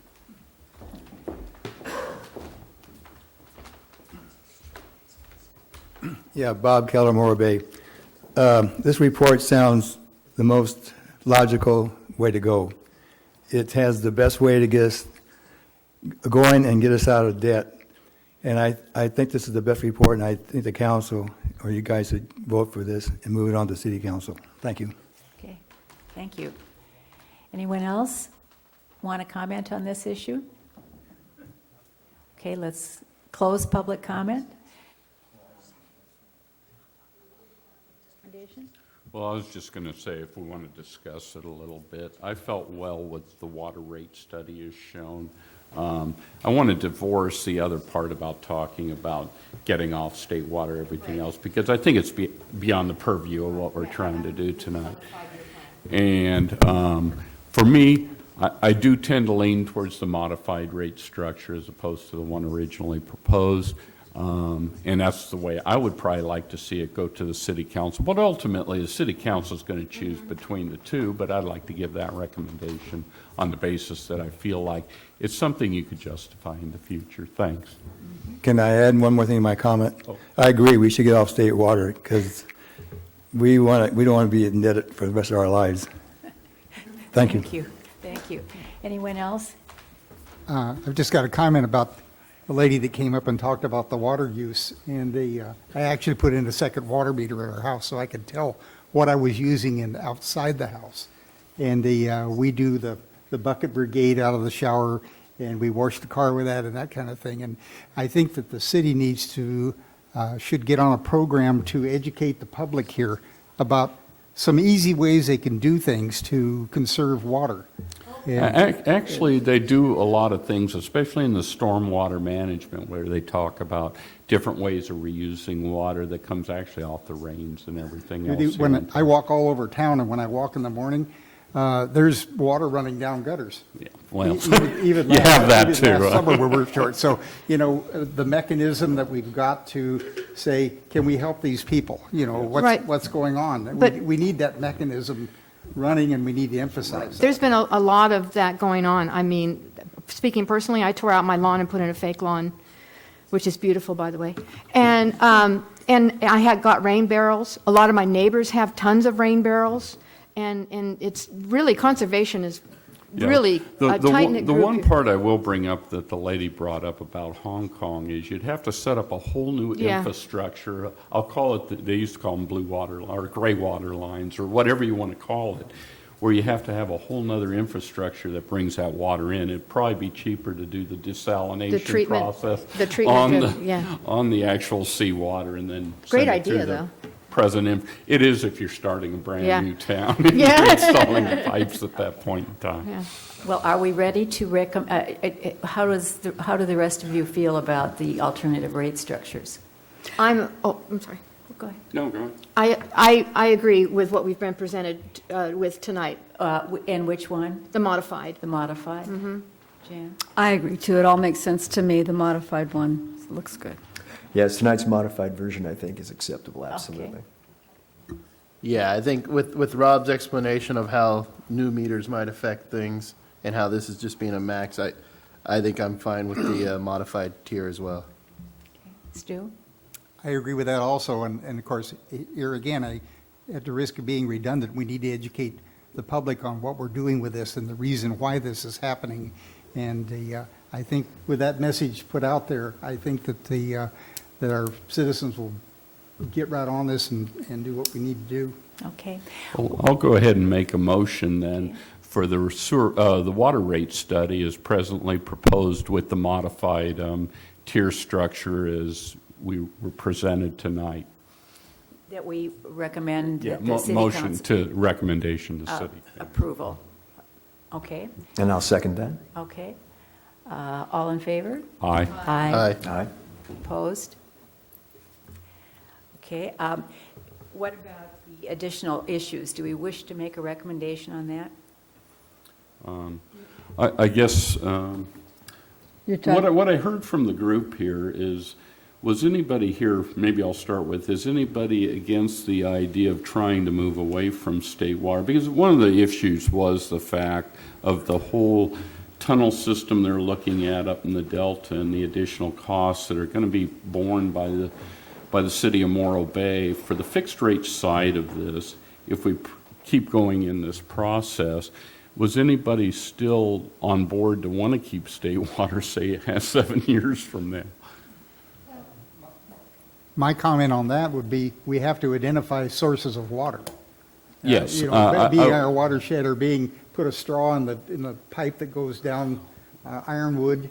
Yeah, well, my feeling is if the permits were in place, there is a supply of water here. You're living out in Victorville, you may not have water, and you don't have a source of water to even consider. Here, what holds back the city of Morro Bay, and Rob could correct me if I'm wrong, is the permitting process of how much you could pump from the wells, how much you could take from the ocean. Is that a fair statement? There are some physical constraints also with the limited amount of groundwater supply. It's not completely endless. But how about the ocean itself? The ocean, I think there's plenty of I mean, short of talking, the infrastructure may not be there with enough well pumps in the ocean side of it. But you're talking the ocean side. I was talking our Morro and Choro Valley wells. The brackish water. The brackish portion. water side. I'm talking both, because even at 1,600 acre-feet a year, it's still going to be cheaper than after the point in time you reach when they put the so-called Delta Conservation Plan into place. I see that as a cheaper fix, to be honest with you, unless I'm missing something totally, and that's why I'm asking you, Rob. I may be missing certain limitations that may not be there. There are some physical constraints. The Morro Basin is drying up. Right. So without rainwater to recharge it, we are an appropriator, so our rights are most junior there. So, but still, you're talking the brackish side, we the seaside. Okay. The fresh. We would need to rely more on the saltier water than the fresh water. The same thing in the Choro Valley, maybe to a lesser degree during some parts of the year. We have a stream flow permit requirement that we need to make before we can withdraw water. But there, it's more of a timing when we can use the water. It's typically high in nitrates, and we don't have a good way to treat it. So it's more of an infrastructure issue in the Choro Valley. Well, let me stop a sec. If we took Morro and Choro totally out of the equation, is there any environmental reasons why we couldn't pull saline water from the ocean in the amount to meet the needs of the city of Morro Bay if you had the permits in place to do We, so. we might need a couple more production wells. No, to- that yeah. part, the infrastructure maybe. Yeah. What I'm talking about is, would we be pulling too much water that you see some kind of environmental killer to this project if you wish to proceed in that fashion? Not based on the amount of water that we would use. Yeah, we're talking 1,200 if acre there was feet a able- year or if- less, yeah. If the state was able to permit the Poseidon facility down in Southern California with millions of gallons a day of water production, there's a way to do it. We may not have all the infrastructure in place to No, do that. I follow that part of it, Yeah. and that would be part of the cost, but it's not going to cost you $25 billion like they're talking, or whatever Hopefully, that or number even our was. share of $25 billion. Exactly. Yeah, I see So it we, as a we much may smaller. need a more capacity on an outfall. Let's say if we increase the capacity of For your salt brine water, For the then. brine water, yeah. Just to make clear to everyone, they have to get rid of the salts once they pull it out of the desalination plant. Thanks, Rob. That answered my question. So back to the board. Was there anybody here that's not all in favor of trying to move in that direction you see in the future? Because we're trying to make a recommendation here on this second. Although, you're talking about this issue now, the other rate issues? The pass-through portion of it. Right. I think they're I would be- asking our thoughts on it. Yeah, think. I would be opposed to including that in the Yeah. rate. I'm surprised, but that's the way it goes.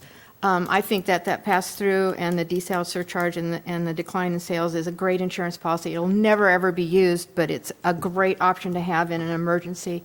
But I think everybody wants to get rid of state water. Nobody wants state water. I'm sure that if we took a poll, nobody wants state water. But we are committed for 7 years, I believe, and we have a 5-year plan, and the delta isn't happening for 10 years. So I think we're just getting a little bit ahead of ourselves. Should we look towards new water sources? Of course, and I think Morro Bay has been doing that since it was incepted, or since its inception. So I don't think there's really anything new here. I just think we're kind of putting the cart before the horse. We haven't paid off the state contract yet. It's going to be 7 years. And the 5-year plan is going to put us back where we need to be. So I think I'm with Marla. Says, let's just focus on 5 years and On the not worry about the 5-year rate peripheral plan. stuff. Okay. Then, so we're not looking towards making recommendation on this On these portion. issues. Okay. Not yet. Okay. Okay, all right. Just let me, if I could, just Sure. take a moment. Absolutely. Water conservation first. We do have a water conservation webpage. Maybe it's not publicized as much as we should. And you'll be seeing in your mailbox a water conservation newsletter that I think went out today or maybe hitting the mail tomorrow.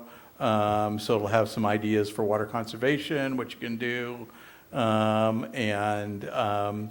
This spring, later this spring, we're going to be rolling out some retrofit incentives, rain barrel program, retrofits funded by the city council adopted at their last meeting, along with the retrofit requirement for new construction. If somebody can't do the retrofit requirement, they can pay an in lieu fee, and we'll use that to fund other water conservation methods that the general public that maybe not be redeveloping their site can take advantage of. Okay. So we'll be rolling that out this springtime. Thank you. I would like to add that I'd love to see us do something with the commercial establishments with respect to water conservation. I know that people have told me who've stayed here in Morro Bay that they've stayed in motels where there's no sign to basically conserve water, reuse your towels, et cetera. So I think that there's a big opportunity to conserve there, and we should be more proactive in reaching them. So are we ready to move on to sewer? Okay. Thank you. And Alex will come back up and... Yeah, a quick comment on this stuff. We're just trying to get guidance on this because it doesn't mean you're necessarily going to, it's just, this stuff needs to be included in the whole Prop 218 if you want it. We could bring it up for council input also. Maybe that would be a legitimate thing to do as well, and say there's differences of opinion, because often there are just differences of opinion on many different things. Okay,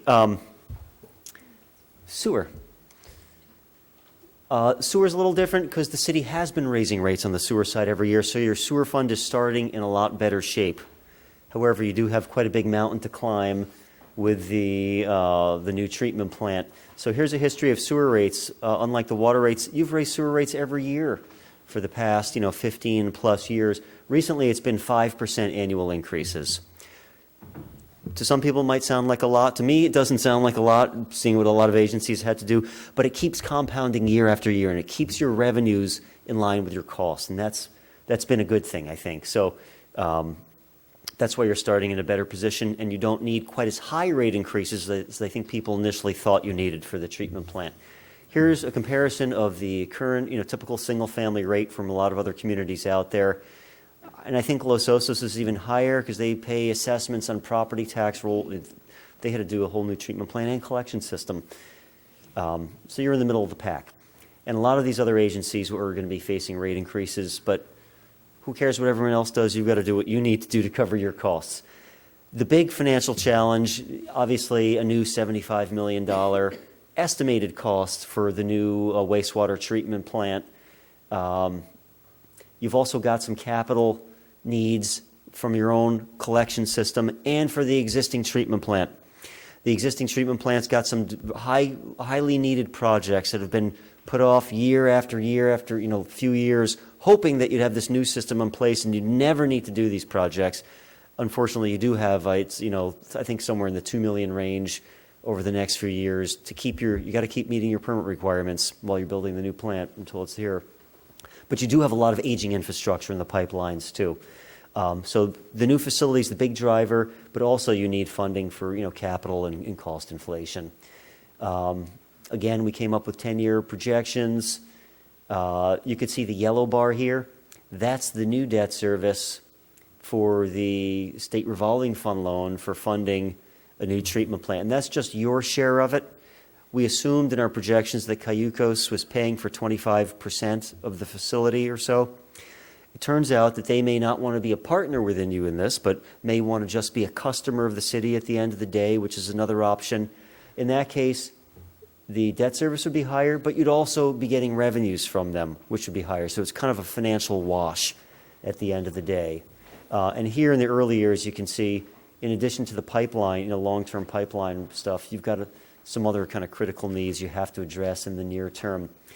On the sewer side, because you're starting from a stronger place, and then you have to go up to this mountain, this debt service is not hitting for a number of years, but by aiming your rates in the right direction, starting now, it enables you, you might have a little surplus some years, deficits other years, but enables you to cash fund a substantial amount of capital needs, get those projects complete, then that revenue is available to help fund the debt service over the longer term. So that was good. You don't need to do any other borrowing, even though you have a lot of near-term capital needs on the sewer side.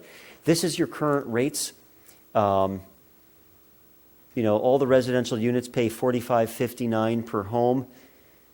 Plus, they pay additional amounts if it's a single-family resident over 10 units of water. They have to pay extra, which is kind of opposite the way I normally think of it. Normally, high levels of use are capped on the sewer side because it typically means it's not indoor water use, it's outdoor water use, which shouldn't be billed. So if someone's using 20 units of water, odds are it's for some kind of outdoor landscape irrigation. Most agencies, their sewer rates, if they're two-thirds of agencies, even maybe higher, have just fixed rates for sewer customers. Every residential unit pays the same, $45 a month, regardless whether it's single-family, multifamily. Some agencies have a little reduced rates for multifamily users, recognizing that their flow to the system is lower. However, there's still a substantial amount of fixed costs, and a smaller percentage of agencies have a variable component to the sewer rates. Typically, that variable component is based on winter water use being an approximation of what's going into the sewer rather than summer use.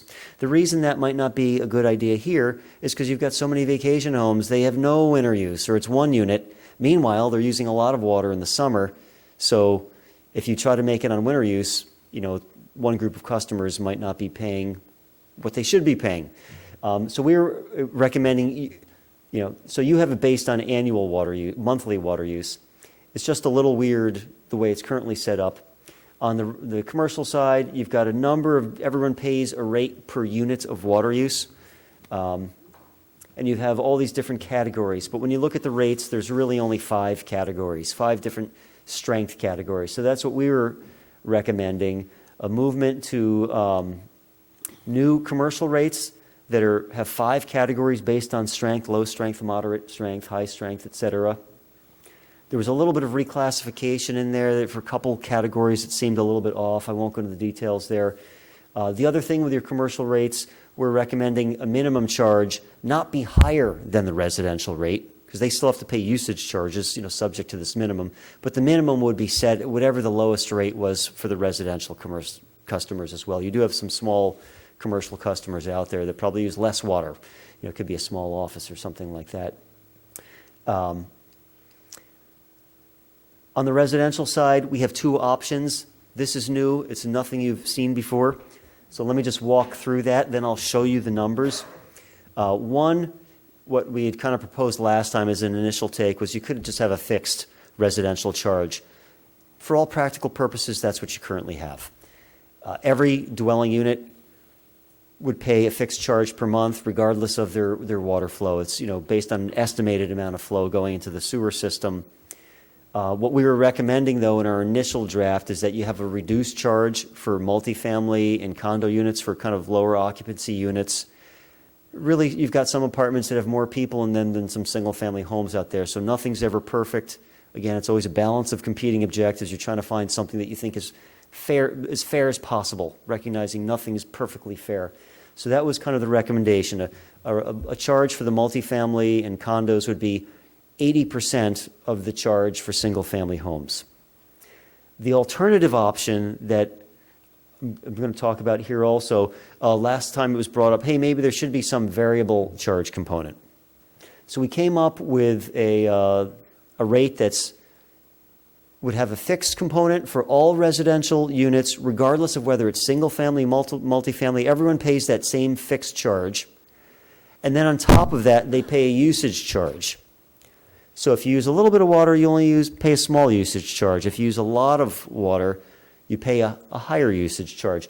The fixed charge was designed to recover 80% of the overall rate revenues from residential customers. So it's still mostly a fixed charge, as in line with your costs are probably mostly fixed costs. You still have to have, whether the people in an apartment or a building, you still need those facilities there to serve them, regardless of how much water they're using. You still have a lot of fixed costs for debt service at the treatment plant, staffing, et cetera. The variable charges for electricity, chemicals are probably pretty small piece of the picture at the end of the day. So this alternative, 80% fixed charge, all units pay the same fixed charge. A variable charge recovers 20% of the costs. We were recommending as an initial thing, which could subject for input, that the variable charge be capped at 10 units. If someone's using 20 units, again, in a summer month, it's probably because they're doing a lot of outdoor irrigation. A lot of agencies with the variable rates have employed caps, not all of them. Sometimes the caps are a little bit higher, so that's another option. So first, let me show you what the 2 residential options look like. Unfortunately, for some of you, it's not a good angle to see the screen over here. But here's the dividing line right here. The first option that you've seen is a fixed charge. The single-family charge would go from $45 and step up to about $83 per single-family home over the next 5 years. The multifamily would be 80% of that. So they would see a rate, and maybe you wouldn't drop it the first year, maybe just keep them where they are. So they'd see no rate increase the first year, and at the end of the line, they'd pay a rate that was about $66 per month. Multifamily, I think, is about 20% of your residential units currently, just to put it in perspective. The other alternative is every residential unit pays a fixed charge. The charge would phase in to recover 80% of the rate revenues. It worked out to be a little over $63 per month. All pay the same. And then they'd pay a usage charge that's phased in over 5 years. It started out at $1, a little over $1, and phase into a little over $4 over the 5 years. So at the end of the period, they're paying $63 plus $4.14 per metered unit of metered water use, up to 10 units. Alex, I'm sorry because I'm having trouble Yes. reading that. Under the residential alternative B, the fixed charge in 2015-16, what is that number? Oh, $50.04. Okay. So basically what you're doing is taking the 44 and the 56 above, or what is it? Oh, those two. Those two, and Yep. trying to average it out to get the same amount of money? Yeah, not exactly averaging them out, but generating the same amount of money via Yeah, a same little income different structure. from yeah. both of them. Okay, I got you. So, yeah, there'd be a $50 charge for all residential units plus $1 per unit. And at the end of the line, again, $63 and a little over $4 per unit. So it adds a variable component in here conceptually that most of the cost is still going to be fixed. Everyone's going to pay that same fixed cost. And depending on your usage, there's still a little bit of control over the bill there. You use less water, you pay a little less. You use more, you pay more, but only up to to 10 units. And down below, it shows like impacts on different levels of use. I mean, they're different rate structures. So it's at the top, at the end of the day, a single-family home is going to pay $83 no matter what they use. At the end of the day, an alternative B, a single-family or multifamily home, would pay a minimum of $63 if they had no use. A typical user in the 5 to 7, if they're using 5 units, would pay $84, so almost the same as under this other initial version. And if they're using 10 units or more in a monthly basis, it'd be a little over $100. People's use can go up and down over the month, so some people might see a bill of, $75 one month and $92 another month, because there is still going to be some fluctuation in water use. But just conceptually, mostly fixed charge, 20% variable. That's it on the sewer side. Oh, okay. So, yeah. You want to start, or either? Stu, do you want have any questions? Well, I was feverishly making notes, but one for Rob. I noticed that Cayucas came down. That's Cayucas's pipe that they pushed the sewer pipe through their existing thing. Are we going to be doing some of that too? Yes, that's, we have a capital program that does video inspection and then leak repairs.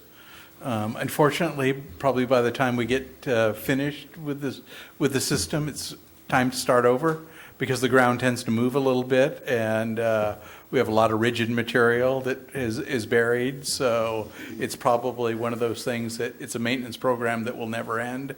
But yes, we do have an I&I reduction program in Morro Bay. They didn't do it so much for I&I purposes. They extended their force main down because they have an odor issue. That was more of the concern, was to move that point where their force main dumps from a problem spot to maybe a different problem spot. I believe that lower rate for small commercial users is a good idea. We need more small commercial users in town. And I would imagine that's what we were talking about there. Those charts are a little, of course, I can't see them very well, and they're a little confusing to what the levels. I understand 1 and 2. The one on the bottom, I can't quite read. Oh, that was just some impacts under residential alternative B. Because obviously the impacts under A are, everyone pays the fixed charge, so you can see what that is. But in B, there's this fixed and variable. So the bill could be a little different depending on how much water you use. So I just threw some numbers to show what the typical range could look like.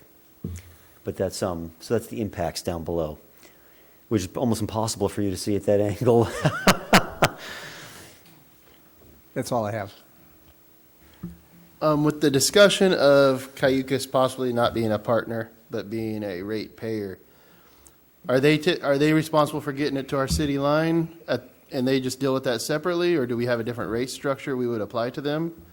Because there might be more needed to serve them in that case without them being a partner? They would be more of a bulk customer. We're not going to individually charge each of their customers there. So we have a flow meter, and would be charged based on the amount of flow proportional to their share of the costs.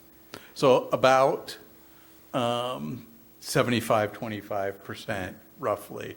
I think in the flow and load study, it was, 74.56% for Morro Bay and 24, whatever the math works. I'm not going to do math in public anymore. Whatever the math works out to add up to 100%. And you'd probably have some required minimum payments they had to make, because if you have to go finance a new treatment plant on their behalf, just because their flows go down, you don't want them, you still want to make sure they're paying for their share. Thank you. Just a quick question. Well, twofold. One is, I was going to bring up, I think for the board up here, and I heard it more from another committee I'm in, I think it's more the city's impetus to make Cayucas a customer. I'm not sure that's totally a bilateral kind of situation. I'm not sure. All I'm saying is I think this has been driven more by the city of Morro Bay to have them as a customer as opposed to a full-on partner. In looking at your new rate structure, I got to admit, just from a purely logical standpoint, the original tier structure you had makes more sense to me, because generally speaking, sewage is generated by the number of people in a unit. There are less people, generally speaking, in a multifamily or a condo unit than there is in a single-family home. For me, it's something easier to defend than the other aspect of trying to put charges based on the amount of water used, because when you start using more water in a home and there's less people in that home, actually the dilution rate of the sewage is at a lower level, and then it falls into one of those lesser strength kind of BOD levels coming out of that particular structure, and probably should get a reduced rate like you would do when you structured it out. For me to defend, I could defend the first line that you came up with as opposed to the second. Other than that, I have no issues or problems with how you're going about this. I'm confused now on the non-residential. What were the Yeah. rates going to be for those again? Oh, we just took what was, You just, where was the, what was here, we put it into 5 classes. And I think I forgot to put the slide into this thing, in all honesty, because I ended up breaking up this residential stuff. But we had, this didn't change from what was shown last time. There were like 5 groups. We had low strength, moderate strength, medium, high. And they would continue to pay a variable charge per unit with a minimum charge, but the minimum charge wouldn't necessarily be $51.77. That's higher than your residential rate. The minimum charge would be based on whatever the lowest residential rate is. So here it would be, going up to $66.40. In this case, they'd pay the minimum charge they'd have to pay is, at the end of 5 years, $63.32. But it would be a usage charge on the commercial side, because it's so hard they to- would have that yeah. fixed charge at the lowest amount plus how much they use of water? Oh, no, they would just pay kind of similar to what they currently pay now. They pay a charge of, $4.63 per unit. That's Okay. it, but they have to pay at least 51. So if they only use 1 unit, they still have to pay 51. So we weren't kind of changing that approach. That's actually a very common approach for commercial rates, is to have a usage-based rate. So, different restaurants, even though they might look the same, one might be open for 3 meals a day, 7 days a week. The other one only open for breakfast and 5 days a week. So they pay based on their actual flow. Okay. And they typically don't have a lot of outdoor use. We did make an allowance for some outdoor use in the the assumptions that we did to develop the rates. So they would pay, the residential customers would pay mostly fixed charges or all fixed charges. The commercial customers, it's all usage charges subject to a minimum. Okay, thank you. Yeah. I can give you an example of a larger user. I won't use the name, but a large hotel establishment. Currently, this is what their, in ballpark numbers, what the rate impact would be. Their average water use is about 500 units per month. They go from a combined water sewer bill about $10,000 to, after 5 years, a $15,000 per month combined water sewer bill.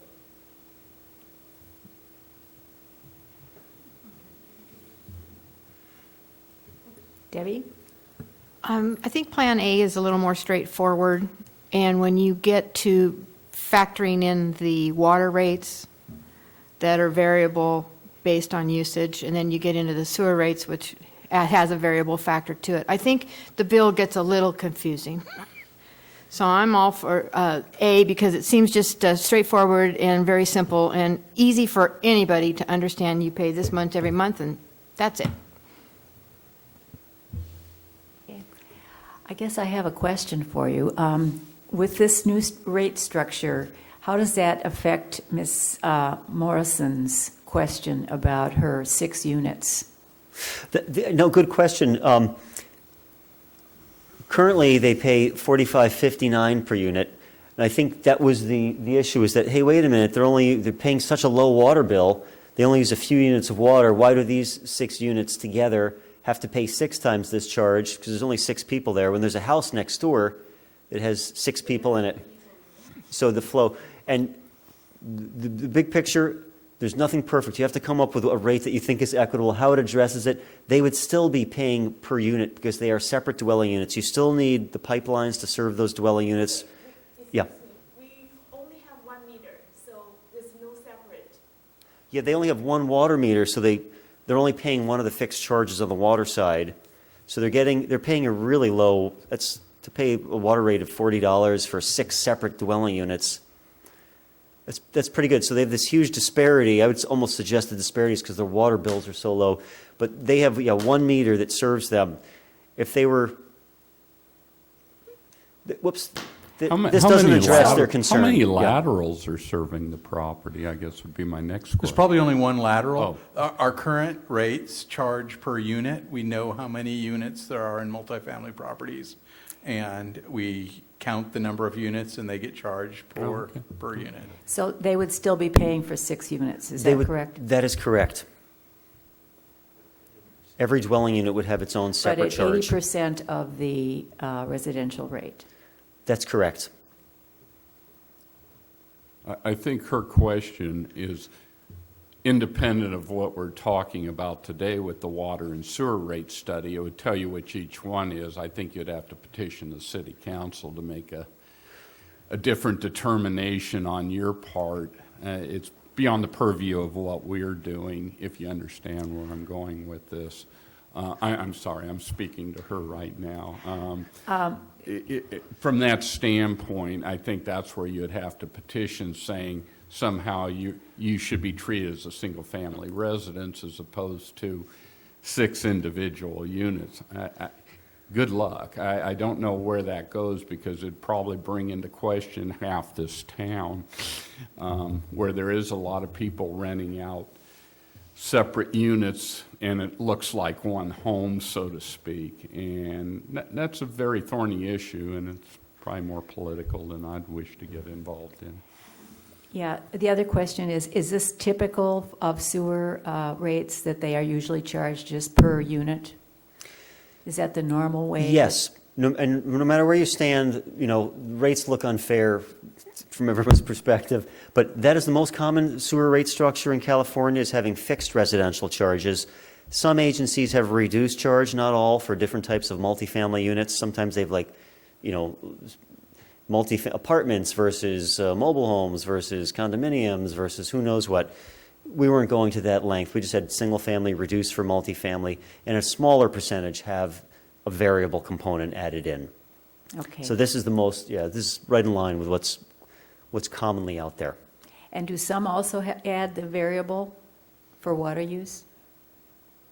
Yes, some have rates that are 100% variable. Paso Robles does. That's very rare. What's more common is an agency has got a fixed charge, like what we propose there for, 75, 80% of the bill, and a little bit for variable on top of that. But probably 2/3 more have fixed residential. Probably 3/4 have fixed residential sewer charges. I guess the only thing that concerns me with the second alternative too is if people even save more water, are you going to be coming back saying, well, we're not generating enough revenue to cover our sewer charges? At least with the flat rate structure, you're getting the set amount you know in advance, as opposed to coming back and saying, gee, we're not selling as much water, therefore we're not collecting as much sewer because of the variable aspect in that. That always could be a concern, but 80% of it's fixed. Well, so even if 80%. they went down 10%, Well, that's 10%, I'm just saying, 20%, I see that as another issue that Yeah. comes up when you start playing the variable game based on water usage. Thank you. Any other questions from, okay, we could, Public comment. public comment, yes. One more thing just to mention real quickly. Okay. This notion of the property tax roll stuff. Oh, yes. That's something I think we talked about initially. You could put a portion of your charges on the property tax rolls, and that was just one idea that was, I think, kind of discussed with staff earlier on. Due to the nature of, having to fund a new treatment plant and the huge cost increases needed for that potentially, for your residential customers, for example, you could take a portion of the charge and instead of billing it every month, collect it on the property tax rolls. Just as an alternative to try to keep the monthly bills down. There might be some administrative issues with it, but there are a lot of agencies out there that do collect sewer charges on the property tax rolls, not so much water. So we just threw that out there as an idea because we know there's the need for large rate increases on water and sewer, and maybe it makes the monthly bill look a little lower. Not the property tax bill, though. That would go up. Does that require a vote of the people in order to do an assessment such as that? Well, it's not. This wouldn't be an assessment. It would be just a method of billing collection. Oh, okay. Which is allowed on the sewer side. There's debate whether it's allowable to do this on the water side legally. The other thing is it would mean then a chunk of your money is only coming in a couple of times a year, but that could be set up in a way where coincides with your debt service payments would be after these chunks of money came in. I'd like to ask Rob what he thinks of that idea. Well, there's one community in this county that I know that does it. City of Atascadero collects 100% of their sewer charges on their property tax bill, and it's really which pocket do you want to take the money out of, because we need to recover the same amount of cash no matter what. So whether you have a couple $100 biannual charge on your tax bill and a lower monthly sewer bill, I'm kind of ambivalent over it because it's at the end of the year, it's the same amount of money that needs to come from each user. So I have no strong feelings one way or the other. The city would be collecting the money regularly, I assume. Yes, they would. You would be getting the money regularly. Yes, we would be getting the money through the biannual tax subventions. Even though it was, Yeah. And we get it whether the taxes are paid or not. Yeah, that's the other thing. I think your county's on the teeter plan, so you're guaranteed 100% payments. You get the money typically in December and April, I believe it is. On the other side, you need more fund reserves because you're not getting this ongoing revenue stream. And some agencies do it because they don't mail water bills, so they just think, hey, we'll just do sewer only. We might as well just do it on the tax rolls twice a year. We can avoid all our billing costs, but you're already billing for water anyway. So it's just almost like a policy preference. And that's why Atascadero does it, because they don't, it's a mutual water company, it's a separate private water company, and the city does sewer, so there's no water bill that the city mails out. Okay, thank you. When we first brought this subject up, I'm right in the middle of doing my taxes. And so I thought that the whole purpose of bringing this option up to the citizens is because it is tax deductible. Well, Or is yeah. it separated out from your property tax bill as not tax deductible? It's listed separately on the property tax bill. Legally, it's not supposed to be deducted from taxes, but everybody does. Okay, So yeah, so yeah, there you go. So I'm it's in. pretty- yeah. Just don't get caught. okay, I just thought it was more of a convenience issue for folks to just pay the bill once or twice a year than paying it every month. But some folks, maybe it works better the other way, you just don't know. It's a shift, it's a shift from the ratepayer who could be a renter onto the property tax roll, which could be someone, elsewhere. It depends on how, I don't know how every rental agreement's different, so I don't know. So that would be a change. And the only reason I brought it up initially, it's just like, wow, you have to do all the stuff on your water side, and you have to build a new, $75 million treatment plant. I didn't know what the feeling would be in terms of, hey, you got to make your bill go up to, 45 to 80 something per month. I thought if there was more blowback, well, we can't do that. We'd rather bury it away in the tax roll somewhere or part of this charge so it doesn't hit people's monthly bills as much. They still got to pay it, as Rob pointed out, one way or other. So that's the only reason I brought it up, more for, is there some... Well, the people other think there's a advantage preference is for- that you won't be late because you have to pay your taxes on time. Yeah, and the county gives you the money. They go after the delinquency Right. separately. So, There you go. yeah. They will shut your water off. But you only get the money twice a year is the other thing. All right. Do you want us to make any recommendations on the next steps?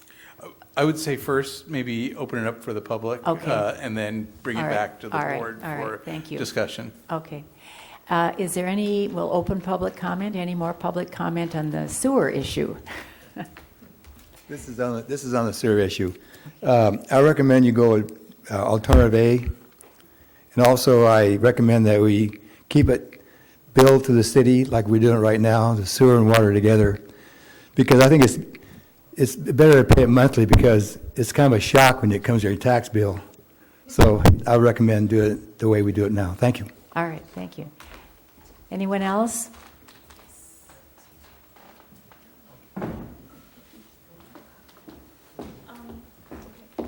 Oh, I kind of like Oh, thought. yeah. You want to state your name again and talk into the microphone? Yes. All right. I just felt because we only have 1 meter. Your name again? State your name. My name's Rose, and owner of the 6 units, Doom Street. But I could change it to 2 families, that apartments. So I just first we only have 1 meter. So you're talking about multi-families. How you judge it is to charge, if they only have 1 meter, you're going to charge them 2 because they have granny units or they have individual room renting it out. The question is like, so we have 1 meter, we have 6 units. Why isn't there 6 meters for the, and that's where we're kind of For getting the charge, because we only have 1 meter, how you charge 6 sewer bill? That's the main kind of question we have. Yeah, that's a Rob question. Yeah. Yeah, or the family renting 4 rooms out. I know somebody renting 4 rooms out, individual. But besides that, Is paying 1 sewer bill. But besides that, it should be, if it's 6 units, there should be 6 meters, so I know how much I'm paying for my water, and I'm fine with paying for the sewer, because I own a business, and you were asking a question, if we pay higher, we pay higher than residential. So, should we get 6 meters, and who do we contact to get 6 meters to get that? Since Split up. been charging 6 sewer bill for many, many years.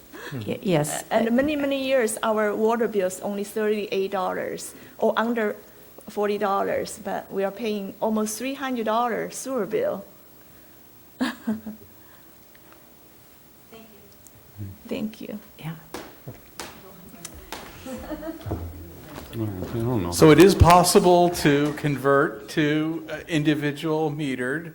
units. It's not the least expensive thing to do because they all have to have separate plumbing and they cannot be internally connected. So it depends how the units were originally constructed, how easy that would be. Like Alex said, there's probably no perfect right or wrong way to charge for sewer. I suppose we could come up with another method that is charged per meter, but is that the fairest way when you're looking at single family? If it's a large apartment complex, let's say with 20 units in it, that they would only pay one sewer for 20 units. It's a kind of a balance that we're looking at here. Well, I got to ask a question, Rob. Yeah, a lot of trailer parks in town have one master meter, and a lot of times they read their own, and then have separate private meters to each of the units within that trailer park, correct? Correct. So it sounds to me that's a similar situation. They just didn't include the separate private meters to read to each one of their units. And a lot of those trailer parks are on one sewer lateral that come out that serve maybe 15 trailers, so to speak, and then we charge each trailer individually. We would charge each trailer a sewer. That's the problem I see with your argument, ma'am. And so from that standpoint, it's beyond the purview of this particular committee and even what we're speaking to today, because we're speaking about the sewer and water rate structure for each unit, not necessarily your particular predicament. And the only way I'd know how to handle that would be to go and try to get respite from the city council per se. However, I do want to make clear there's other people operating in a similar manner to you, trailer parks being one of them here in town, where they are on maybe one master meter and they are on one sewer lateral serving that whole unit set. So I just want to throw that out there as you go forward. Thank you. And that I think there are certain built-in, maybe not inequities, but for example, a single-family home might have 11 people in the house, whether or not they rent out the rooms individually. Yet the apartments they describe may have 6 people in there. Yet the single-family home would pay for one sewer and one water. I'm not sure that there is a way to make this perfect. I think it's worth pointing out to them that actually the 1 meter, they're saving money by having the 1 meter. Because they're going to have, you'll end up with 6 separate flat rates that are going to add up to more than what that 1 meter is costing you. Okay. Is there any more public comment? Okay, we'll close public comment. Do we want to make a recommendation, folks? Well, I was just going to throw out there real quick my personal feelings. I feel comfortable with what we've been shown tonight. I do tend to agree with the flat rate structure for several reasons I've already enumerated. Anybody else have any feelings? I agree the flat rate's probably the best way to go as well. Well, then I'll go ahead and make a motion for the sewer rate structure as presented tonight with the original the original structure, which was the flat rate fee for both the single family and condo, and then the variable for the commercial aspects of it. Do I have a second? And that includes the reduced cost for the 80% of single family from multifamily. As presented, Okay. with the fees that we saw. Second. Is there a second? I'll second that. All right. All in favor? All in favor? Aye. Aye. Sorry.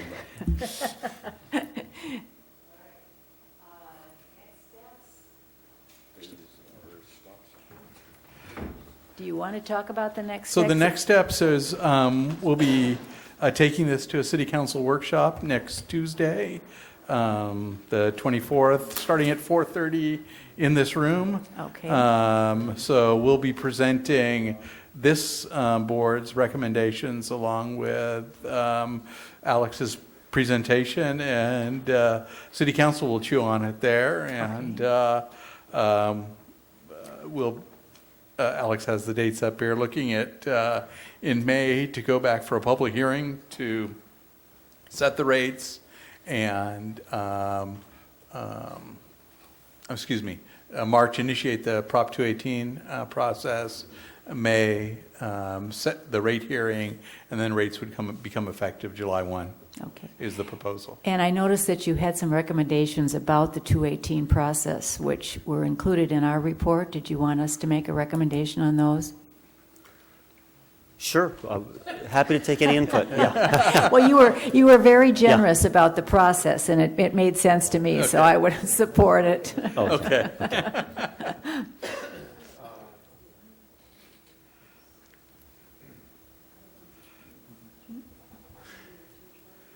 No, this is for, he made recommendations about the Counting the protest mail-outs, stuff, mailing yeah. out Yeah. to everyone.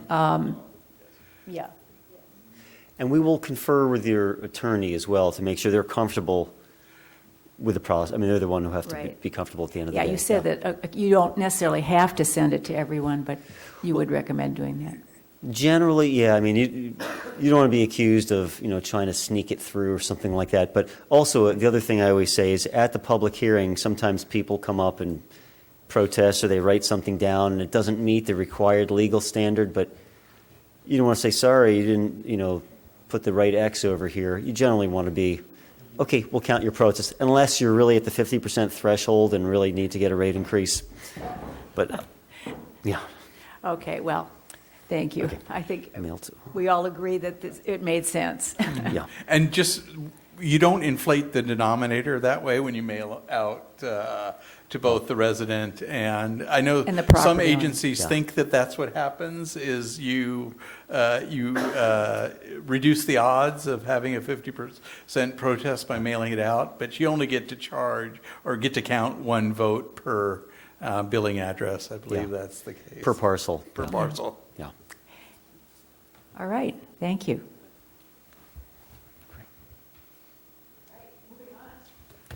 Thanks, Alex. We have a new business, and Rob's going to tell us what it is. Yes, let me get to that item.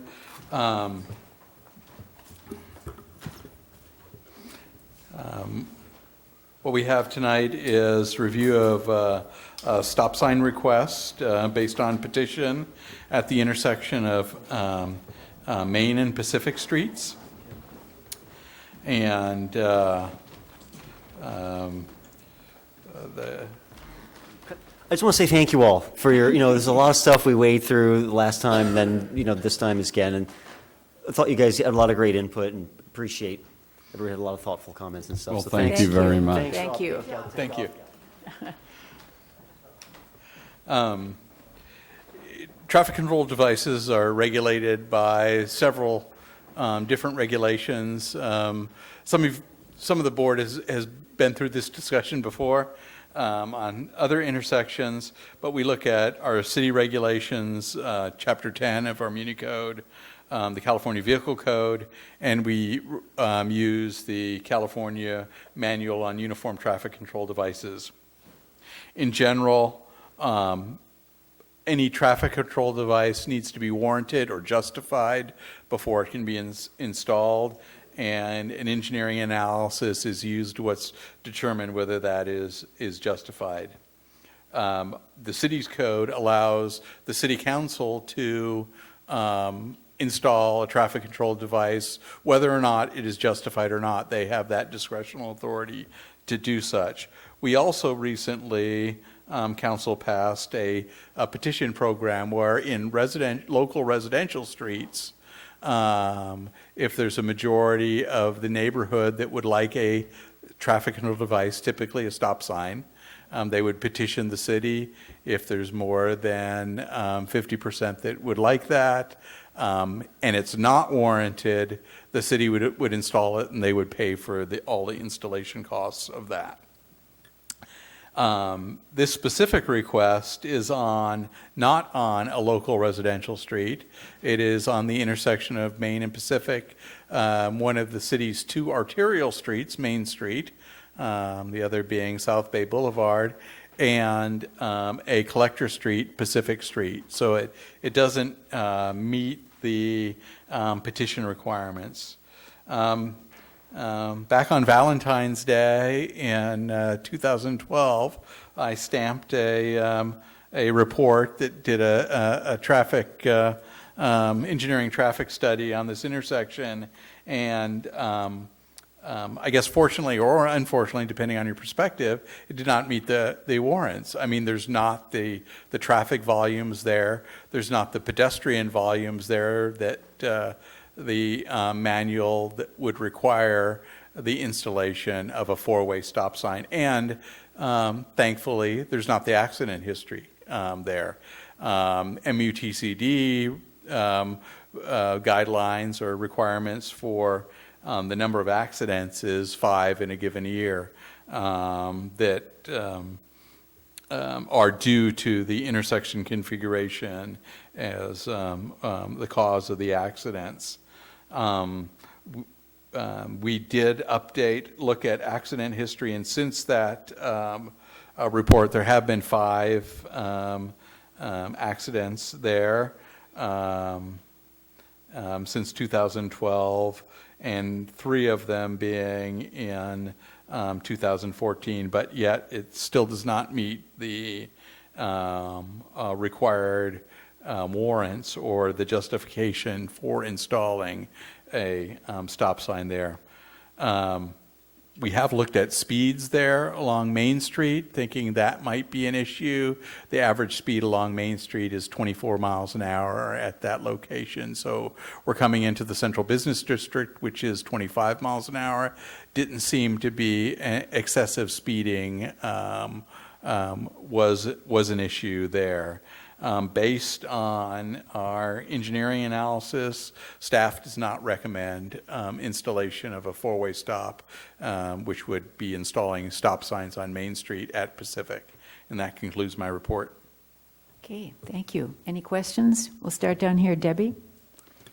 I drive that every day, going down the Embarcadero. And I read the report, and I agree that there really isn't a sight problem so much, but I don't understand why the stop sign banners before the word stop, there's a white bar there and then the word stop behind it, is set so far back from the street, because you get parked cars along there, and I have to stick my nose practically out into the middle of the lane so I can see far enough down for oncoming traffic. And I think that's probably part of the problem, is you stop at the stop sign and then you're kind of inching out till you can see so you can go. And that typically is the way we drive in California, is you stop at the stop bar, and you don't have to immediately hit the accelerator and go from the stop bar. You are protected by those parked cars.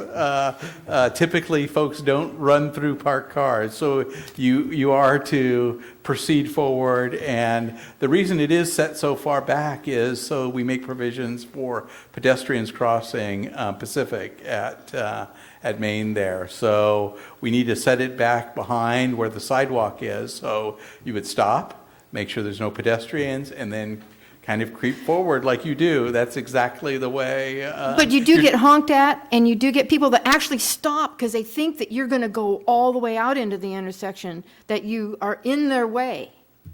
It's just my viewpoint. Yes, I probably experienced that too. Jan? This study that we have was done in 2012, right? Correct.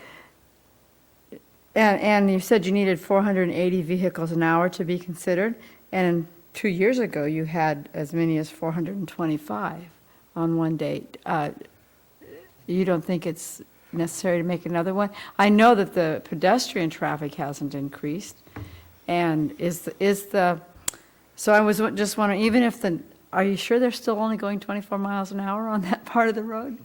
Typically, traffic studies are every 5 years. Okay. They're valid for. I anecdotally haven't noticed a substantial increase in traffic. The main thing there. is just the crossing the street or making a left turn there, I think. But, okay. Yes, first of all, being an engineer, I believe in warrants. I really do. I think they have to be met in order to throw stop signs in at any given location. And what I've noticed down there, though, and I kind of got the feeling a little bit from your petition, wasn't so much even to stop the cars at that intersection, but because of trying to cross the street, not across Pacific, but across Main. Now, I think it does still require warrants in California to put in crosswalks at uncontrolled intersections, but you did it at both Dune and Surf. And paint's cheap, and I think if the warrants are there for crosswalks across at that location, it may make sense. The problem I have with stop signs along Main is you could be behind 4 cars. You pull up to the next, you're behind 4 cars. You pull up to the next stop sign, you're behind 4 cars. If there's only 1 or 2 stop signs on Main, you're only sitting through 4 cars once or twice. I'm not pushing, like I said, I'm an engineer, so I only think in logic. But I've been down there before trying to cross Main Street, and you feel a little bit like that video game Frogger where you're trying to get across when you do have people coming up and down Main Street. I would suggest maybe trying to look at whether there could be crosswalks put in place at Pacific, similar, because if you go to the north side of Morro Bay Boulevard, every cross street has crosswalks across it. Some of them have stop signs to go with it. Harbor, I think, has a stop sign. Beach, maybe. I can't remember the other one. There's several stop signs north of Morro Bay Boulevard, and they have the crosswalks. But they also have it at Dune and Surf is a 3-way intersection there. And I think that crosswalk is actually mid-block. Yeah, well, what it does is, no, it actually crosses Surf on the, I'll call it On the the west east side of the side, yeah. street. You're at the intersection. It's a T intersection Right. is how it operates. And to me, you may alleviate some of these people on your petition's concern if you could take a look at seeing would it warrant crosswalks at that location. The feeling I got was they were kind of concerned more of the pedestrian than they were truly the cars having to come to a stop. Because every time you do throw in a stop sign, especially on a major arterial, it's like, okay, let's hit the next one and wait with the 3 other people ahead of you.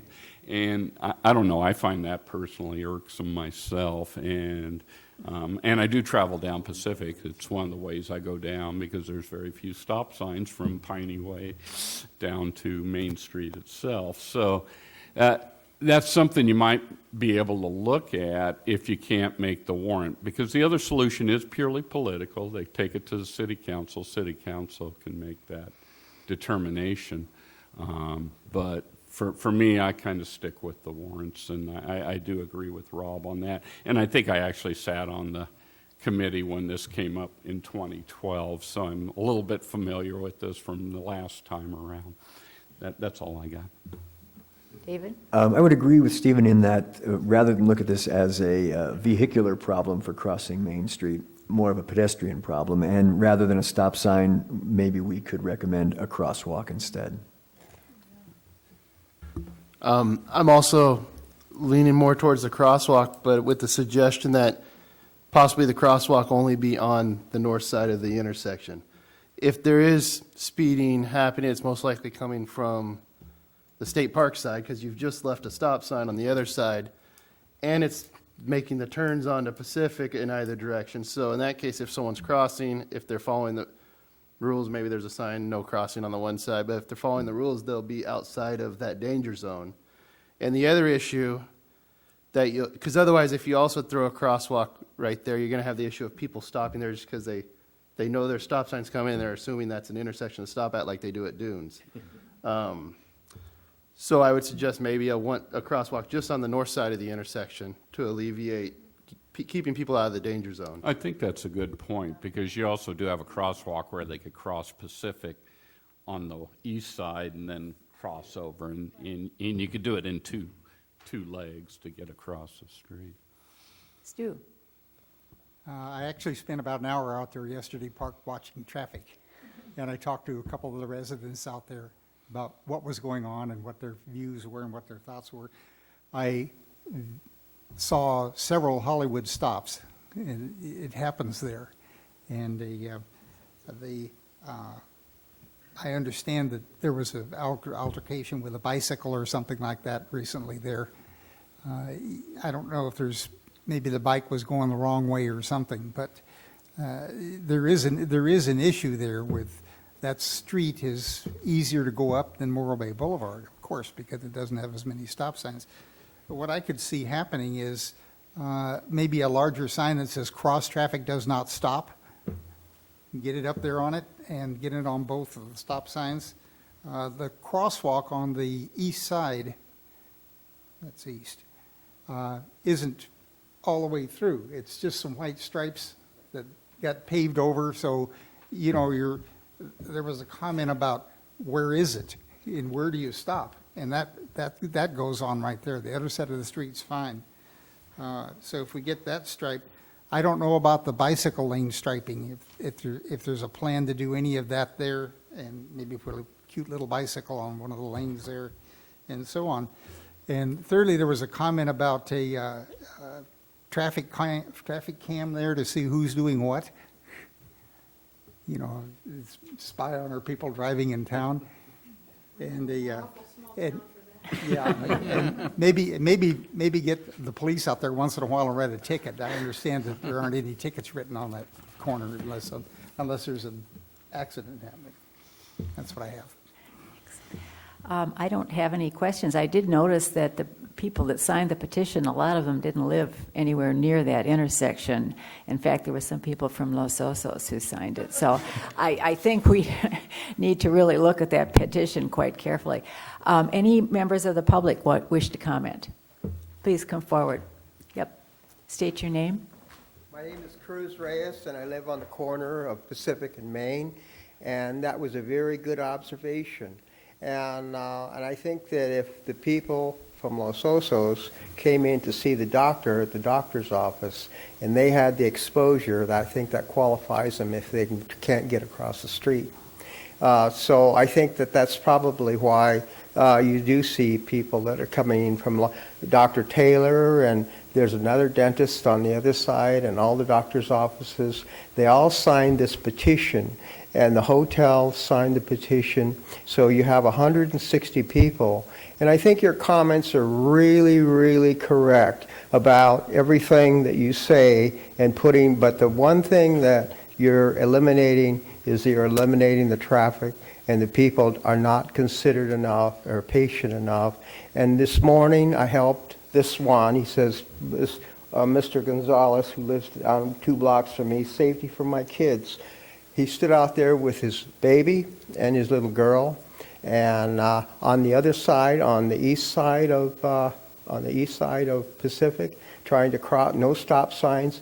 And one comment that you didn't realize is that the traffic that comes in from San Luis Obispo travels at a high rate of speed, and there's nothing for them, nothing that's going to stop them. They're coming in at 40, 45 miles an hour. If there isn't a car that's making a left turn on Pacific, going up the hill, then they're going to continue on and make that left down onto the Embarcadero, and I almost got killed that way. If you're down 25 yards off the intersection, I have parked my van and my white vehicle. I stepped out 2 feet out, and he almost got me. And that almost happened to a young lady at the doctor's office. So what happens is they come down from San Luis Obispo. I think you need to speak into the microphone. Yeah. They come down from San Luis Obispo at a high rate of speed, and if there's nothing to stop them, then they're going to make that left, and they're pulling in about 25 miles an hour, and they don't. If they stopped, they would have to look to the left and see if the intersection is clear.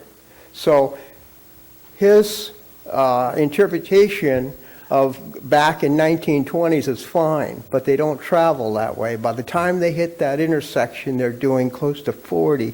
The contractors going out of town, you have the people from the Embarcadero, the truck traffic, and on the event days, God help us. I mean, you have so much traffic there. I don't know when he put his strips up, but I'm telling you, and he didn't count for the accidents that wind up on my lot, because they didn't report it. So you really, really have to reassess this situation.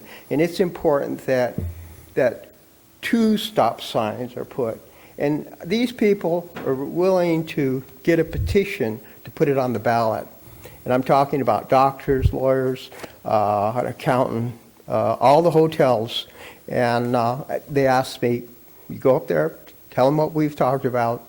And I think that if we need to put it on the ballot, then we'll go for it.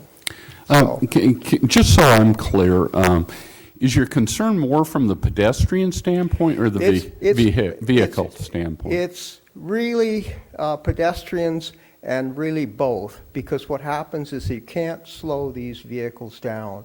I run down to the park every morning. I'm a pilot, 10,000-hour pilot, Okay. and maybe my concern for safety is a little bit, I would say, a higher bar. And I think that I talked to the rangers down there, and you cannot get those vehicles, once they hit Pacific, they're full bore, right on down and around into the park. And 25, we have no traffic control in this town. And that's it right there. Well, the 2 problems that run into, both for Rob and for me personally, is the fact with a warrant, you can't use it to try and slow down traffic. I can't give them tickets. Well, I'm just saying, the state of California, when they set up these warrants. And I see him drive through, and they're honking, and I have a friend. What really got me going on this thing is I have a friend by the name of Gunther, and he couldn't cross the streets, and he's in his late 60s, and he has 2 dogs, and he fell, he broke his arm, and trying to cross the street, and I ran across the street, and I grabbed him, and I said, Gunther, and I stopped traffic, and they do not stop. There in a lot of, I'm out of Washington State, and drivers are drivers, and boy, if they're set to go somewhere, it's pedal to the metal, and they don't care. It might be 25 right out of town, where you do have a 4-way stop sign. And I spoke to this attorney. He says, they're not really consistent about, and he signed a petition. He says, they're not consistent about, you got one stop up here on Pacific and the other one down here. You have no crosswalks, and you put in a 10-foot sidewalk right next to my house, so all these people can go down to the Embarcadero, and on an event day, which is just about every weekend now, you have tons, women, babies, strollers, coming down across, and people will not stop either way. So especially coming into town, unless you have somebody standing out there with a red flag, thinking there might be a bull or something. Well, if I can stop you for a sec, Okay, that's one of the reasons why I was trying to push for the crosswalk aspect of this, because they do have to respect the crosswalk, which you don't have right now. I agree with you. It's tough walking. I think we need to stop arguing with our... I won't. No, I'm sorry. I don't mean to be argumentative. My interpretation of that is that they don't see it. And you need to have something to stop them, because if they don't, we get all the truck traffic, all the boat traffic, and they don't stop the boats. Yeah. The boats wait forever to try to get across. Yeah, they'll get I think we've exceeded the 3-minute limit. Okay, I'll stop. Is the message we're getting stop, here. But in any event, I'll just finish with this. There's 160 people here that live in and around.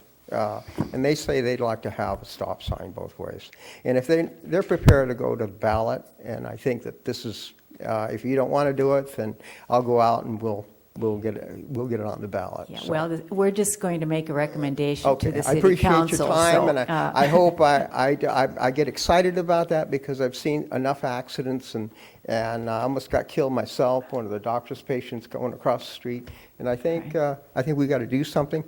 I thought to myself, if we save one life, we've done our job. God bless you. Thank you. Thank you. Is there any more public comment on this issue? Okay, hearing none, we'll close public comment. I just want to say I don't think this is our decision. I think that the state has made these warrants, and this doesn't comply with those warrants. I know they can go to the city council, and the city council can take it up directly and say, yeah, we'll put the money in and we'll make it a stop sign there. But as it stands, as it's delivered to us, our hands are tied. Well, we can make a recommendation to the city council. if we That's wish to. true. You aren't tied to the same things that we are as staff. You can make any recommendation that you so desire to the city council, and we'll bring that forward to the city council for them to consider along with the technical issues. So don't feel that you can't express your the body's opinion just because staff says it doesn't meet warrants. So Okay. I would appreciate any comments that you might have. Okay. Rob, at a previous meetings, you mentioned other devices being installed. Possibly there's grants for like the speed limit signs or the flashing speed limit signs, things like that. Is there any of that available that could assist? Office of Traffic Safety, we could apply for grants for that. For the speed limit signs, also, this amongst probably a few other intersections, we would want to evaluate for other things. I think what we really need to do is, before we would install, like, say, in-ground pavement lighting for a crosswalk, we would want to know that is there enough pedestrians that actually cross that intersection to make that, a good choice. Like Steve said, paint's cheap. That would be probably the simplest thing to do would be to stripe crosswalks. Although you do face the issue that I've experienced also at Dunes. There's the assumption that there are stop signs there because they see the white marks. I will say that most of the stop signs in the downtown are unwarranted. They were installed by council resolution. That's why there's not consistency to where they are placed in the downtown. I'll say this too. Stop signs do create traffic congestion. They create pollution. They create tempers because somebody isn't moving, and things like that happen. Some of these events, I purposely stay away from that intersection in downtown because when the events are going, traffic is quite backed up anyway. So if we throw another stop sign in there, what's that going to do for it? I think it becomes an issue of educating the public that is an intersection there, and be careful and come up with some sort of means, a sign or something flashing and so on to educate them about, watch out. Okay, I hadn't thought about stop signs and, a crosswalk until Steve mentioned it. And then you said, Rob, that sometimes the crosswalk is an assumption that there's a stop sign there. So why don't we start there? There's a stop sign already on Pacific, right? Both directions on Pacific. So if we just paint is cheap, I just heard that somewhere tonight. And we just paint the crosswalks across Main and redo the one on Pacific and just see if that has an impact. Could we start? That would be my recommendation, to start from there. I was just going to follow up on what Jan said is, when you go down by the post office, and there's a stop sign on every corner except for that one street, and I'm sorry, can't recall it, Napa, is it Napa? And people stop there because they're used to stopping every block at a stop sign, and then somebody comes right up their trunk because they're thinking, what are you stopping here for? There's no stop sign. But you get in the habit of seeing a crosswalk and you want to stop, and that produces accidents too. Mm-hmm. So are you willing to make a recommendation, or Steve, do you agree with it? I guess, my recommendation would be to go along with staff report that it's not warranted. However, I think the city should take a look, because they have to provide warrants, I think, to also provide a crosswalk at that location. Is that not correct? Well, there would have to be the pedestrian traffic to really justify it. And in California... I'm not that familiar with the warrants needed, but I know it's... We have a lot of pedestrian traffic coming through for the event date, so you put uh, and I know, I'm sorry, I just wanted to interject that. We all know in California that whether a crosswalk is marked or not at an intersection, there is a crosswalk there, and the presumption is the pedestrian has the right-of-way. Now, I don't recommend,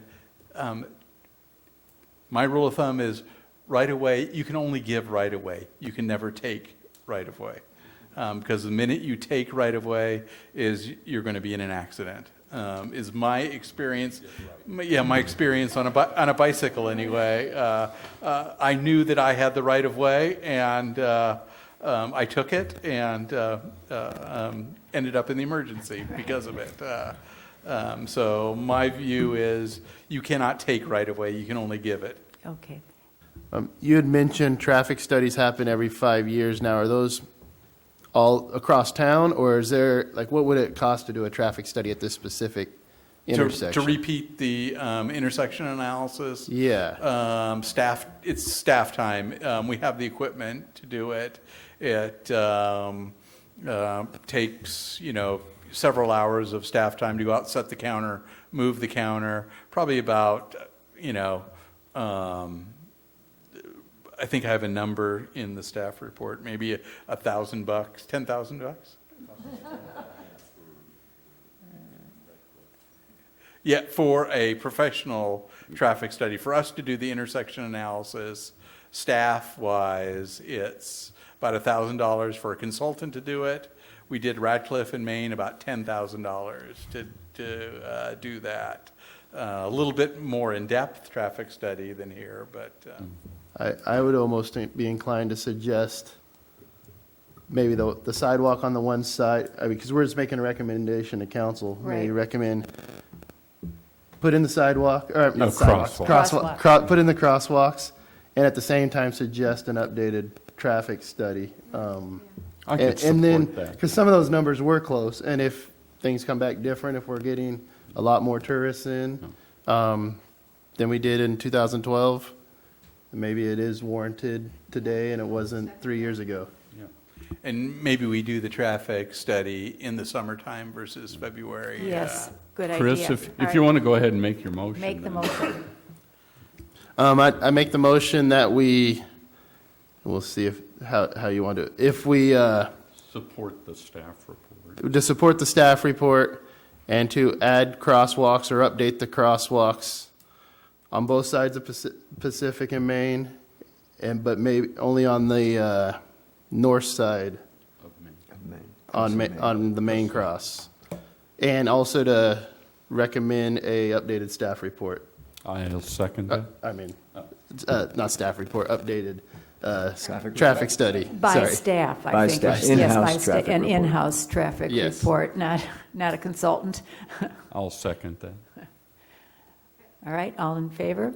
Aye. Aye. Okay. I want to thank you very much. I really appreciate it. You're welcome. And any step forward is, God bless you. And thank you, Connie. I want to thank everybody for lasting this long. We've done it again, I think. Yes. Another record. So we are adjourned, and our next meeting is Thursday, April 16th at 6 o'clock here. Thank you. Good night, everybody. Thanks.